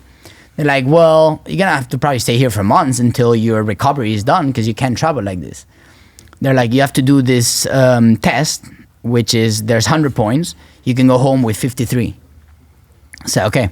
So they put that in my room, and 3 weeks after I completed 53 points, and they were like, no way. I'm like, yeah. I'm like, I did it. So let me go home. So we booked flights and we just left home. And then, yeah, but like I say, since I went down to like recovery floor, inpatient, just my head completely switched off. Like I didn't think of anything else than just learning everything about the injury, learning what's gonna go on now, what's gonna be different. Well, obviously everything is different, but how things are gonna work out, how it's not gonna work out, and that's it. It's just it was like a click in the head again. That I don't know. I might just have it there, but I just clicked it and said, well, it is what it is. What am I gonna do? I'm gonna look back to this my whole life and be depressed for my whole life, or do I look forward and find new stuff, do new stuff, and figure out? So we just went for that one. Man, it's crazy that you only had those couple of bad days. You Yeah, know, like, I mean, there were more bad days in between the recovery for sure. Like there was always a day or two where you would be like more down, or especially like when they're teaching you, because it's super frustrating because you're just there, but obviously it's only a week since I crashed, and they're teaching you how to get from a chair to the bed. To the bed. Yeah. And you can't even move 1 centimeter, you know? You can't even move that. So it's fucking frustrating. You're like, no way. Or to put my socks on, it was impossible. It took me 3 weeks to put that was my last 3 points, the socks. It took me 3 weeks to put the socks on. You know, like even the shirt, I just couldn't put it on. It was impossible. Like nothing. You couldn't shower, you couldn't go to toilet, you couldn't brush it, nothing. You could do nothing by yourself. So there was always times for sure where you had down moments, but I would say there was more up moments, down moments for sure. But there was always a night where you would just cry and be like, oh fuck this, or you know, when like reality checks, you know, you're like, fuck, like how is it possible? I can't even get into this chair now, like I can't believe it. And then a future, at that point, a future of independence and not being a burden on other people, not being a burden on your wife and your family. And like at that point, that life feels so far away. Yeah. Like honestly, I thought I was never gonna have like independence again. Like that was the first thoughts we had was, okay, I'm not having independence again. Like that's not happening. Like when we saw the first weeks, we're like, it's gonna be impossible. Like impossible, you know? So we were already making plans. How the fuck we gonna make this work and this and that? Like it seemed so far away, like years far away. And then I got back to Spain. I was in the hospital in Spain for 4 weeks, where I should have been 9 months, like I said before. And then the weekends I was going home, not sleeping home, but going home. But I was getting there because I was hanging out with my wife, my friends, everything. So I'd show up at the hospital like, I don't know, 11:30, 12 midnight. And then you had to be there at 9 because they put you back at 9:30. Yeah. And they're like, all right, dude, like if you're just going to show up every day at midnight, you might as well just stay at home. And I was like, oh, okay, why not? Let's try it, you know? But my house had zero changes since I since I had the accident. So I had 0 changes. So then we ended up getting a couple friends. Like they brought the bed down. We made kind of like a loft on the bottom floor and all that. Then we just changed the shower and that's it. Like that's all I changed. Just bed down and shower. My bed's like this high too. Like and then in the beginning I obviously needed a lot of help from my wife and stuff. But step by step, like worked it out. And I think in like, let's say, less than 3 months from the accident, I was already living alone at home. Like things were hard sometimes for sure, but they were working out, and now it's everything. I mean, I drive my truck around. Drive here. I drive here. I go everywhere. I hook my trailer into the buggy into the car. I drive. Obviously, I need help to put it down. I could do it, but it's just a fucking mission. So I'd rather just get some help. Yeah. I just basically do everything. Yeah. Still a fucking animal. Yeah. Still loco. That's still loco. Yeah. There you go. that's a name actually Axell came up with. Really? Yeah. So he was the one that came to see me a couple of times at the hospital, and then we spent some days there and stuff, and then he just kept telling me like, dude, you have to document everything on YouTube, like people's gonna love it and this and that. I was like, nah man, like I don't think I'm made for this, like I'm just too lazy. And no, he's like, dude, come on. And then he was just, I think he explained my whole story to ChatGPT, and he gave us 10 names and was like, dude, Still Loco looks sick. I was like, all right, let's do it, why not? So then we just started the Still Loco series. Dude, he's a fucking fantastic human, isn't he? Yeah, for sure. He calls me every 2-3 days, and if I don't reply, he gets so pissed. Yeah, dude. From the outside looking in, if you don't know him and if you just saw the shit that he does and you saw him from the outside, you would think like he's some fucking crazy dude that's like just wide open, full on. He's the most chill, nice, fucking, like he's such a beautiful souled person that does not match how insane that guy is on a motorcycle. Yes, exactly.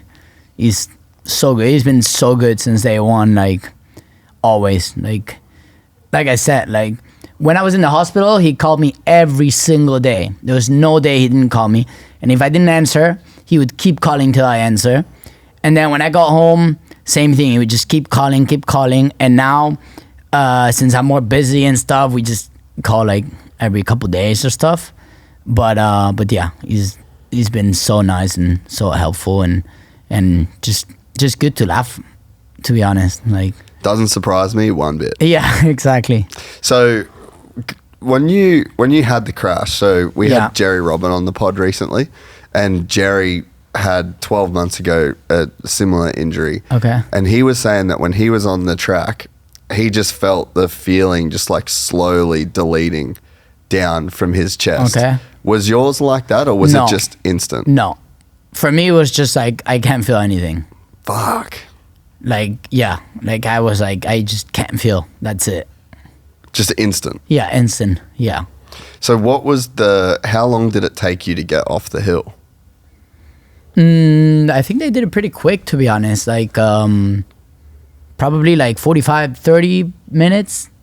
I think within 45 minutes to an hour, I was at the hospital. Because obviously medics are always in that mid road, because that where I had the big road is the big drop is where the main road is.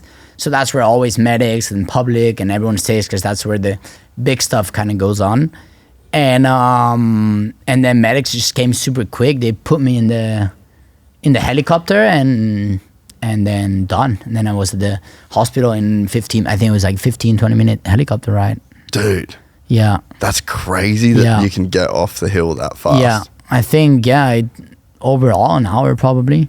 Do you remember much of that experience? Like Everything. What you were feeling, what you were thinking? Everything. I was just like I said, my back is also like where the beds they put you, they're so hard, right? And then my back was just like so much pain. They're like, oh, the painkillers are gonna kick in soon, don't worry. And then I remember getting in the helicopter and like trying to looking around in the helicopter. I was there, but I was like a bit lost, I was like, wow. And then getting in the hospital, straight into the ICU, and then they just rip everything off, X-ray, and then basically straight into surgery. Like, it was super quick. They that hospital, they did a really good job, and actually they're really well known for spinal cord injuries, and was amazing. Everything was so quick. They treated us so well. Like, just felt like being home almost. Have you had like, stem cells or anything like that? No, not yet. I've talked to people and stuff, but they also tell you like, be careful what you do, because also like I've talked to other guys in chairs, like, and they had stem cells before, but if your body rejects it, you can almost die. One of them almost died because of the stem cells.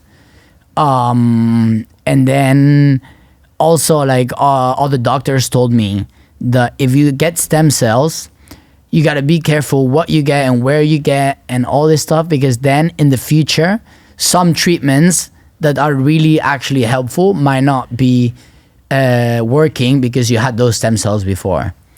So for now, I haven't had any. We're gonna see. I'm not really sure.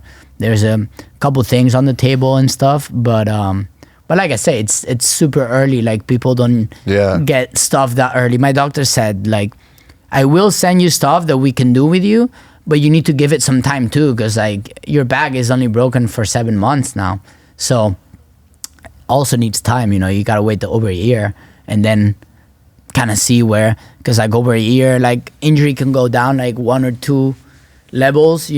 Some people go more. So you gotta kind of settle everything down, and then you can start getting the treatments. What are some of the treatments that are kind of on the table for people that are in your position? So there is obviously the stem cells, but then there's combo with stem cells and like Neuralink stuff, and with electrostimulation. So they put like this thing on your injury, and that sends shocks to where the injury is, and that kind of makes a bridge in between your injury and your lower. But that is a whole combo with stem cells they could put in that work for that, and the Neuralink stuff that they put in your head. So when you send the signals, it makes a bridge, and then you can kind of, but all that is under testament. So there's never, obviously there's a lot of things like in Brazil, like all those stuff that everyone sees, and I have thousands of messages of people sending me stuff. Yeah, I bet. Yeah, but I asked, and they're like, don't worry, we're also chasing this when we know it's 100%, because there's so many variables in injuries, right? Like, there's not one spinal cord injury that could be the same, because everything is completely different. So you just never know. Like, you don't know what the other guy injury was, you don't know how it compares to yours, so it's super hard. And also, like, with all these treatments, they always prioritize incomplete injuries. Mine is complete injury. But you could also, within the 1 year, you could get something back. Like, even if it's just like they touch you in the leg and you have a little feeling, then that's an incomplete already. So that's why they make you kind of wait 1 year and then see where it goes. But there's so many stuff. But what looks more, what my doctor said that looks more promising is all the electrostimulation, like Neuralink stuff, and combined with stem cells. That's what I heard. We haven't really talked much about it because he just told me to wait. So I was like, well, then I'm not just gonna not lose my time, but I'm not gonna make you give me all the info now, because in 1 year it's probably gonna be changed a lot. So it's not really. And there's probably, I'm sure that there is probably some people that get this injury and all they think about is reversing the injury. And that probably robs them of their experience of living now, Yeah. I've actually had a lot of people, they're like, would you do this again? I was like, well, yeah, of course I would do it again. Because, if you told me I was going to be paralyzed if I try again, then no. But if I was back up there, I don't know I'm going to get paralyzed after this crash. So for sure I'm going to do it again, because my head is not thinking I'm going to get paralyzed. So 100% I would do it again, because my head is thinking I'm going to land it. If you tell me, hey, if you try this, you're going to be paralyzed. Well, I'm not stupid. I'm loco, but I'm not stupid, you know? Like, come on. So, yeah, but I think one of the biggest mistakes in a lot of people that I see is what you said, is they just live in what happened in their injury, in like they're never, like their life is just changed. Like everything is different, you know? And in my way is just, okay, yeah, your life changed, whatever, but you can still go for it. You can still do stuff. You have to adapt to everything. But I've been doing everything I was doing before, you know? Sometimes you need a couple friends to bring you up the stairs, but that's what the friends are for, you know? But it's just, yeah. I mean, I think that's the biggest mistake in a lot of people. They just live trapped in their accident or crash, but let's say accident, because most people is accidents, which is, I could understand more because that could be more traumatic. But yeah, you just, in my opinion, you just gotta go, keep going, because otherwise you're just gonna be trapped there and be depressed, and nothing's gonna work, you know? You just keep going and find new goals, new stuff, and that's it. So I think that, yeah, that it's perfect. Like what you said is perfect. But I think that, so you're a very extreme example of this, right? Like this is the most extreme version of life that can get you to that decision.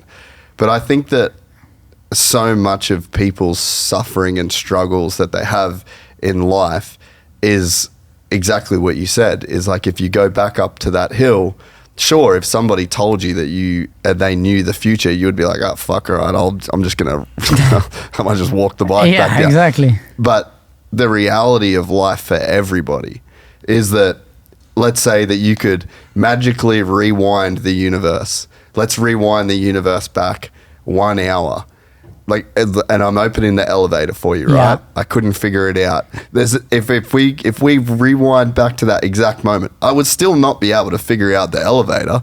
I would have knew the same thing about it. I would have opened it in the same way. I would have been like, oh, fuck. So this is life for everybody. Exactly. But then, so like you apply this to some fucked up decision you made, something that you regret, something that you wish that you never said. So much of people's suffering in their life comes from thinking that you could have done something different in the moment. Yes. No. Yes. A lot of people think that. Yeah. So much people think, oh, I could have done this different. I should have done this. I should have done this, or well, what? Because a lot of people, like I say, it's accidents. Like, what are you going to change? Like, oh, I should have left home that day. No, you don't know. Maybe it happens the next day. You know, maybe it's just that's just how it went, and that's it. You just move on. And we're all just one dude running a red light away from getting fucked up. Exactly. Yeah. At all times, you know, like we're just living in this absolutely chaotic universe that seems kind of controlled, and it seems like people are kind of following the rules, and it seems semi-predictable. Yeah. So we make it feel safer and more in control than what it is, but like none of us have any control over this shit. No. And it's like, it is that feeling of control, or thinking that I should have done this differently, but it's like, dude, rewind the tape. Exactly. You would make the exact same decision. Yeah, because you don't know the results. You don't have no idea. So, yeah, they ask you, will you do the same? Well, fuck yeah, I would, because at that time in my head, it was working perfect. And then it came out a little bit short, and that's it, you know? But it is what it is. Like, it's there's no decision would change. They're like, no way, you're crazy. No, you're not crazy. You just know, you have no idea that's gonna be the outcome, you know? Yeah, and you're in the most extreme version. And everybody that rides, everybody that does any kind of action sport. Like, dude, it scares the fucking shit out of me to think about riding and having this happen. Yeah. You know, like I hate even talking about it, but it's just the fucking reality of it. And it's like, it is. Every time I load my bike onto the truck, you just fucking put it out of your mind and you go for it. And you don't think about it until you do. Exactly. And it's just, dude, you're living you've accepted the most extreme version of this in a way that, look, if I'm in your position, I honestly don't know if I could deal with it as well. But that's what everyone says the same. They're all like, oh, if I was in your position, I couldn't deal the same way. I'm like, well, if I wasn't in this position, I would say the same. I can't deal this way. Like past years, like if I ever thought about like, oh fuck, like, you know, we always had, like, everyone, or not, I don't know if everyone, but people always had thoughts of, oh fuck, if I was in a wheelchair, my life would be over. Like that's how I thought, you know. It's like that it would be impossible, and that was my first thought after the surgery, you know. Yeah, you're laying on the ground telling your wife that your life's over. I said my life is over, and I actually told her, I said to her, I said, just leave me, I won't be mad. Like I said, you can leave me, you can go remake your life, you know, and you deserve better, whatever, like we can still be friends, like no problem. And she was like, are you crazy? I'm gonna stay by your side no matter what.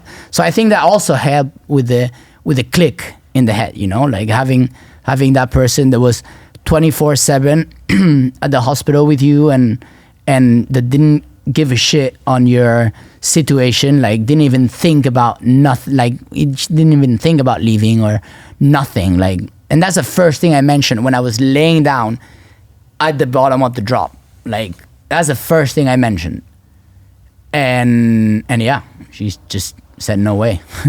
That's crazy. So you said that while you were on the ground? I said that while I was on the ground, before getting into the helicopter. Yes. Yeah. I don't know why. That's just the first thing that came to my mind. I was like, you don't deserve this. You don't deserve this. Like, I played stupid games. I win stupid prizes, you know, like, it is what it is. I'll still be your friend, like, all good, but you deserve a better life, you know? And then she was like, no way. It's like, we'll work this out. And yeah, we did. Everything is back to normal, you know, life is back to normal. She can travel, I can stay at home. I don't need her to be there with me 24/7. I don't need the help. I can do everything on my own. She can do her life, I can do my life, like, that's it. That's like honestly epic. Yeah. I don't know why that's the first thing that came to my mind, but that just came out. And then in the hospital, I think I said it again probably, but yeah. I mean, I get it.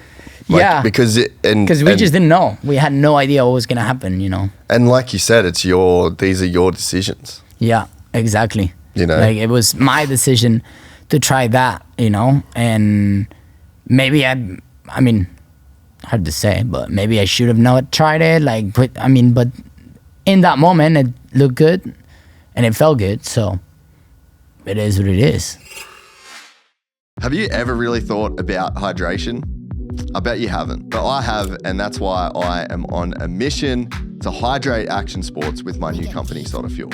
You can look at any study. Hydration is one of the key factors in human performance. And action sports is about as high performance as it gets, and there are extreme consequences to not being locked in. Find out more about how important hydration is for you, and if you're leaving performance on the table, by heading to sodafuel.com.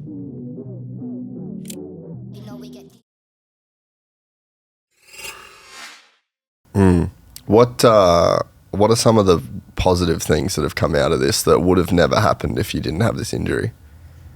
Positive things?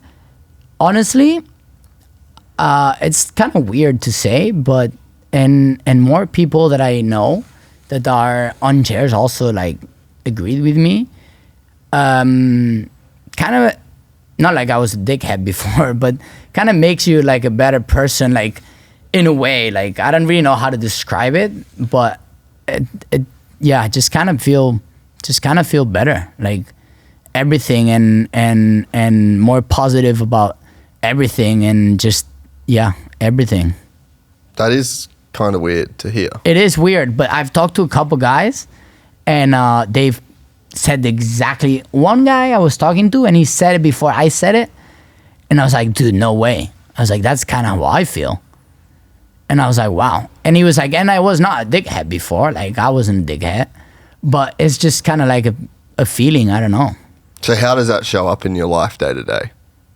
Like old you versus new you? Honestly, I've no idea. Like, I don't know how to explain it, but just everything in general. Like, yeah, I don't know. It's super hard to explain. I don't know how to explain it. Do you think that maybe you just feel more grateful than what you did before? Like Could be, yeah. You took life Yeah. for granted before? Could be, yeah. Could be you just feel grateful that you're still here, because I could be dead, you know? Like, if you watch the crash, like, when I was in the hospital, Zing came in the hospital, and his face was like something I've never seen before. And he was like, dude, I thought I saw you die. Because, like, the first impact would have already broke my neck, and the second impact would just cut everything, you know? So he's like, it's just good that you're still alive, you know? So it could be something like that, because I always think about it. Yes, it sucks that you're in a chair, but imagine being paralyzed from neck down. That's even worse, you know? You just can't do shit. Or being dead, that's it, you know? So just be grateful, I guess, and we're still here, and we still have a lot to do, or we can still do a lot of things. Yeah, yeah. It, like, the way that you did crash, like, you had the same impact twice almost. Yeah. It was literally, I only watched it for the first time this morning before I fucking did this. I'd never watched it. Yeah. I was like, it's mind-blowing that you survived that crash, because you go over the bars, it's one impact straight to the head, straight to the head, flip again, and straight to the fucking head again. And it's like, like you said, you would have broken your back the first time. And it's like, how do you live through that? Yeah, exactly. I never thought about it till Zing came and told me. He was like, dude, I thought I watched you die, you know? And I was like, why? He's like, because just the first impact would have already broke your neck. And like, right after surgery, I was already asking for videos of the crash. I was like, let me see it. Like, I want to see it. They're like, no, don't watch it. I'm like, just let me fucking see it. Like, it might crash. Like, I want to see it, you know? And I watched it many times, and it doesn't make me anything to watch it. Like, I just watch it and see the mistake, you know? But yeah, just the first impact on the neck and the second one were brutal. So we could just be happy that we are here, you know? The commentator is literally saying no, like, as soon as you left the up ramp. Like, because you can see you're short. You can see, like, as long as I pull, I already feel it. I'm like, fuck. I'm like, there's not enough pull here. Like I didn't come in the right speed, you know? Like, for double flip, it's you need to have the speed to pull hard. And with a double suspension bike, with dirt jump bikes it's different, but with double suspension you need that speed to generate rotation. And yeah, I was like, shit, I missed it. I missed the pull. But like I said, there's no way I'm letting go, but just stay there and try to come around, or try to come the best way possible. Like, I just didn't see a moment of getting out. Did you think that it has made your relationship better with your wife in a way? Like, going through something so difficult and, like, being at almost the bottom? Yeah, definitely. Yeah, for sure. I mean, in a way, obviously, but yeah, I think so. I mean, especially for me, like, I have to appreciate so much shit that she's been doing for me that it's insane. Like, you know, like, she's had to clean my fucking pants for weeks at home, and she's had to help me get on and off the bed, in and out the shower, like, on and off the toilet, like, everything, you know? And because yes, I have the injury, and yes, I'm going through it, but she had to deal with all my shit, you know, and yeah, I think it's what she did is it's insane. It's insane. So what's the hardest thing about the injury? Hardest thing about the injury is figuring out your bladder and your like poo. Yeah. That's the hardest thing, because like you don't have feelings, so you never know when you're gonna pee or poo, you know. So you kind of have to train your body to always go shit at the same time. And they told me it would take me a year to figure out. I was like, fuck. And I was like, that's insane. Like, no way. And then 3 months into it, I had it perfectly figured out. And I just go into the toilets every morning, and I know nothing's gonna happen. Obviously, in the first months, there was times where there was problems. And that's where I say, but like, my wife was amazing. She would just be like, I'd be like, oh, fuck me. Like, this just happened and blah, blah, blah. She's like, hey, chill the fuck out. Let's just go. We change. That's it, you know? And then same with bladder, you know, pissing. Pissing's a bit easier because you just set up times and then you just kind of go, or you set up amount of liquids you drink. If, let's say you drink half a liter, then you're like, okay, I'm probably gonna have to go pee because your bladder doesn't hold that much anymore. Yeah. Or if you're drinking alcohol or like stuff like that. So that's the hardest things in the beginning. And then for me, what I've been struggling the most now, it's spasms. Like I get like these huge spasms in my stomach, and I get some in my legs too. But I saw one in your leg the other day. Yeah, exactly. They just get like completely hard, rock hard, and like you just can't move, and it's horrible. And like when you lay down in bed, everything is rock hard, and like the legs start shaking, and like it does that for like 10-15 minutes, you know, and then kind of relaxes, and then and then it's okay. But I would say now that what I struggle the most is spasm wise. Like that's just, it's horrible. And is it painful? It's not painful. It's just uncomfortable. Uncomfortable, yeah. Because like it doesn't hurt, but like if you have only a little bit of spasms, because some people just have a little bit, then you can control it.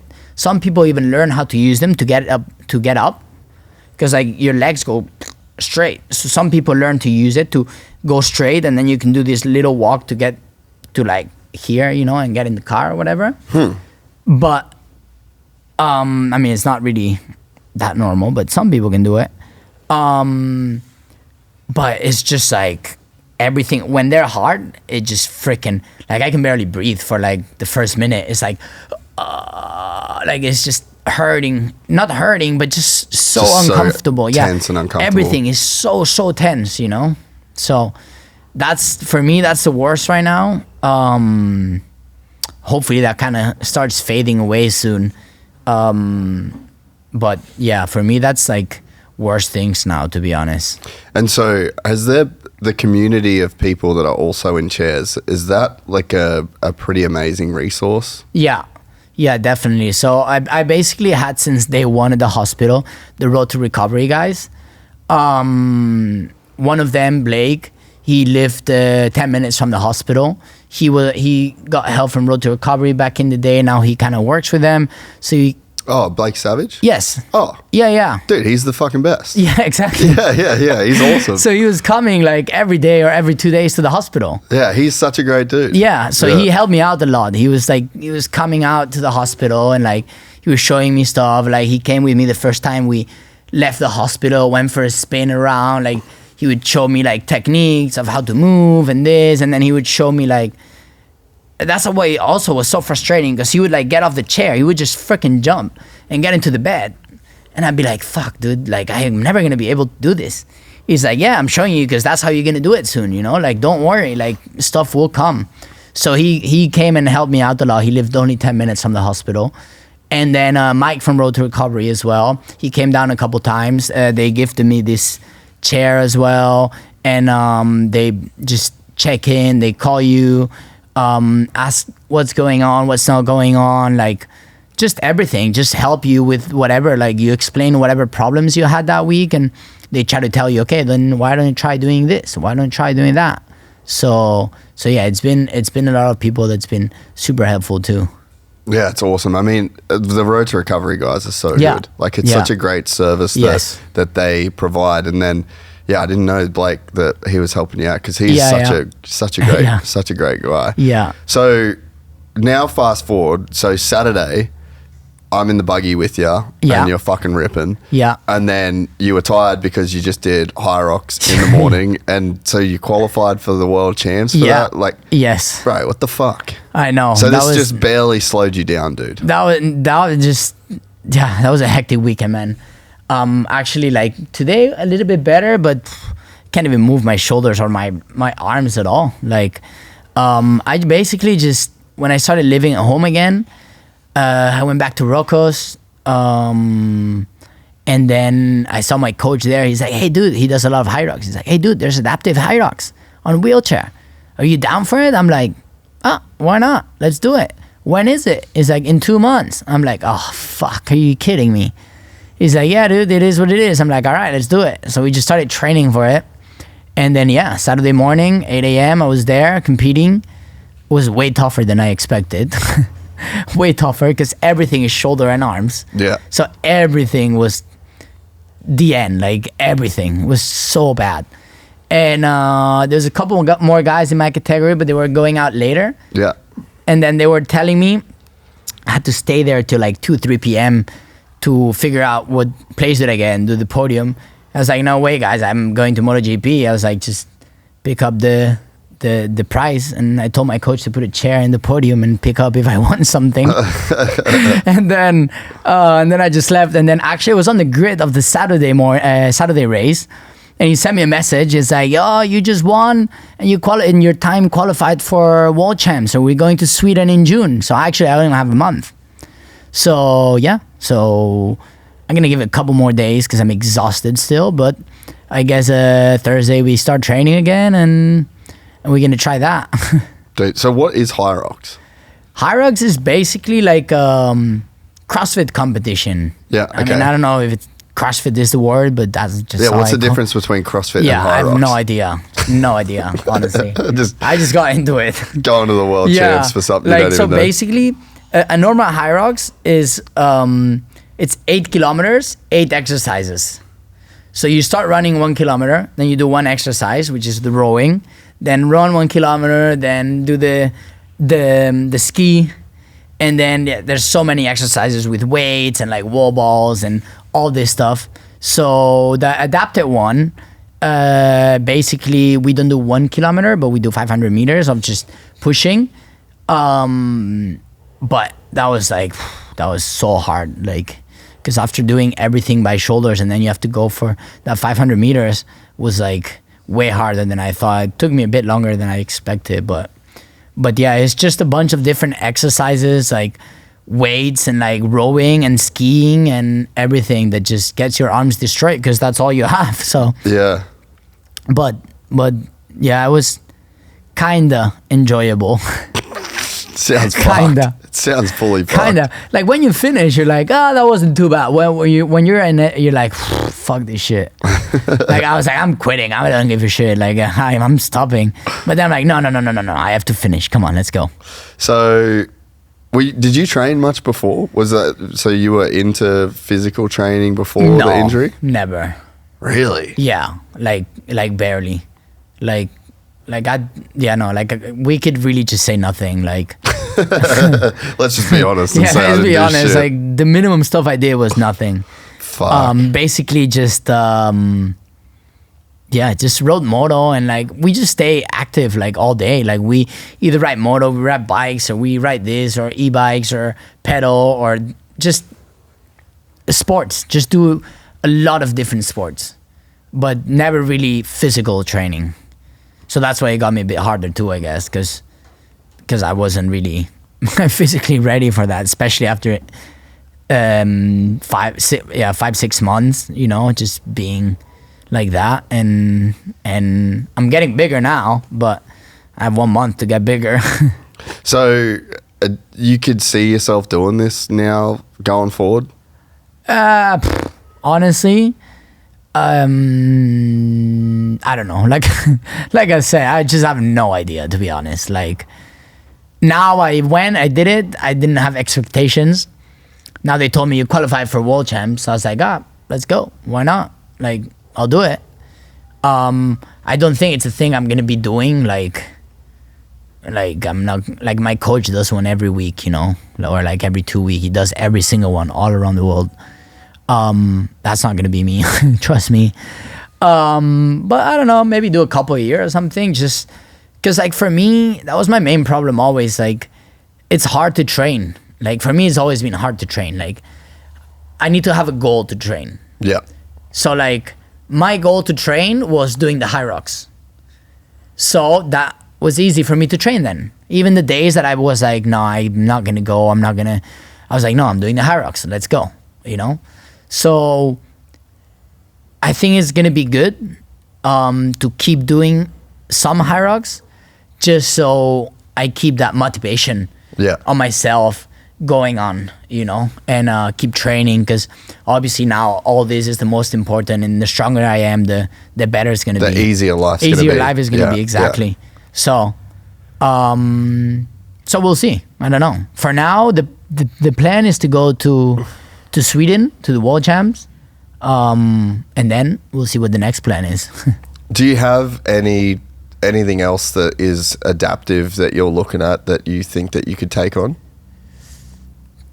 Not really, to be honest. Like I said, I've tried like a bunch of sport. When I was over at the hospital, every day we did sports. Like, what kind of stuff did you try? Like tennis, skiing, rugby, just like normal sports. And I was like, yeah, cool, like whatever, it's fun, sure.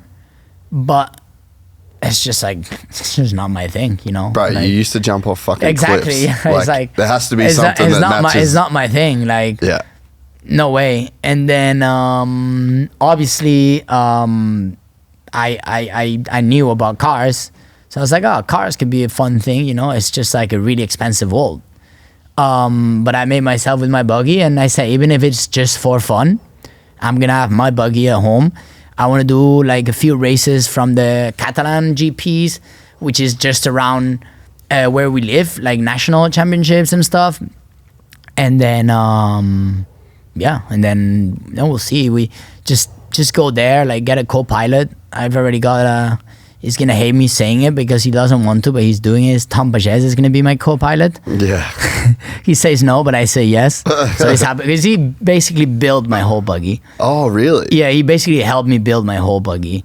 I left it at his house for a couple months, and we took it apart, and like we did everything, and you know, he's a freaking machine with everything, and he just does it. And then he's got like a rally car truck in his house too. Sick. We rib all the time there. I flipped a couple times, and he had to come with the tractor. So yeah, I already told him. Actually, when I saw him on Thursday, he didn't say no, so that's a good first step. But yeah, we'll just do like national races just for fun. Like they're just weekend races, you know, where people with normal jobs go, and it's like cheap to go, and it's easy to have fun. And you just load the truck, take the buggy, take 5 friends, a fridge full of beers for them, and help me change the tires. And that's it. We go for it. So that's going to be the plan for now. And like I say, I don't know what's going to come after, but for now, start like that, start having fun and enjoying life again. Yeah.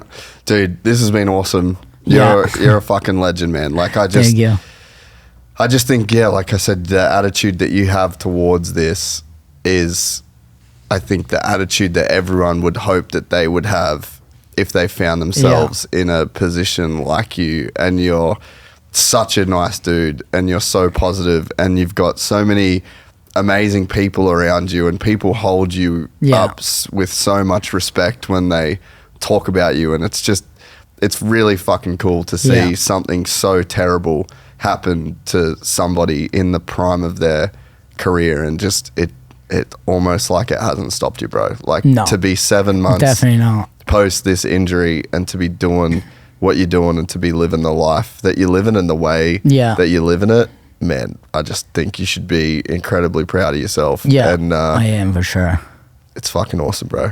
Thank you. So thanks so much for Thank you. the podcast. Thanks for everything this weekend. I've enjoyed being in your city. That was fun, yeah. I'll see you again soon. For sure. Thank you, man. If you enjoyed this content, please like and subscribe. And to listen to the full 3-hour podcast, search Gypsy Tales in your favorite podcast platform or click the link in the description below. Gypsy Gang.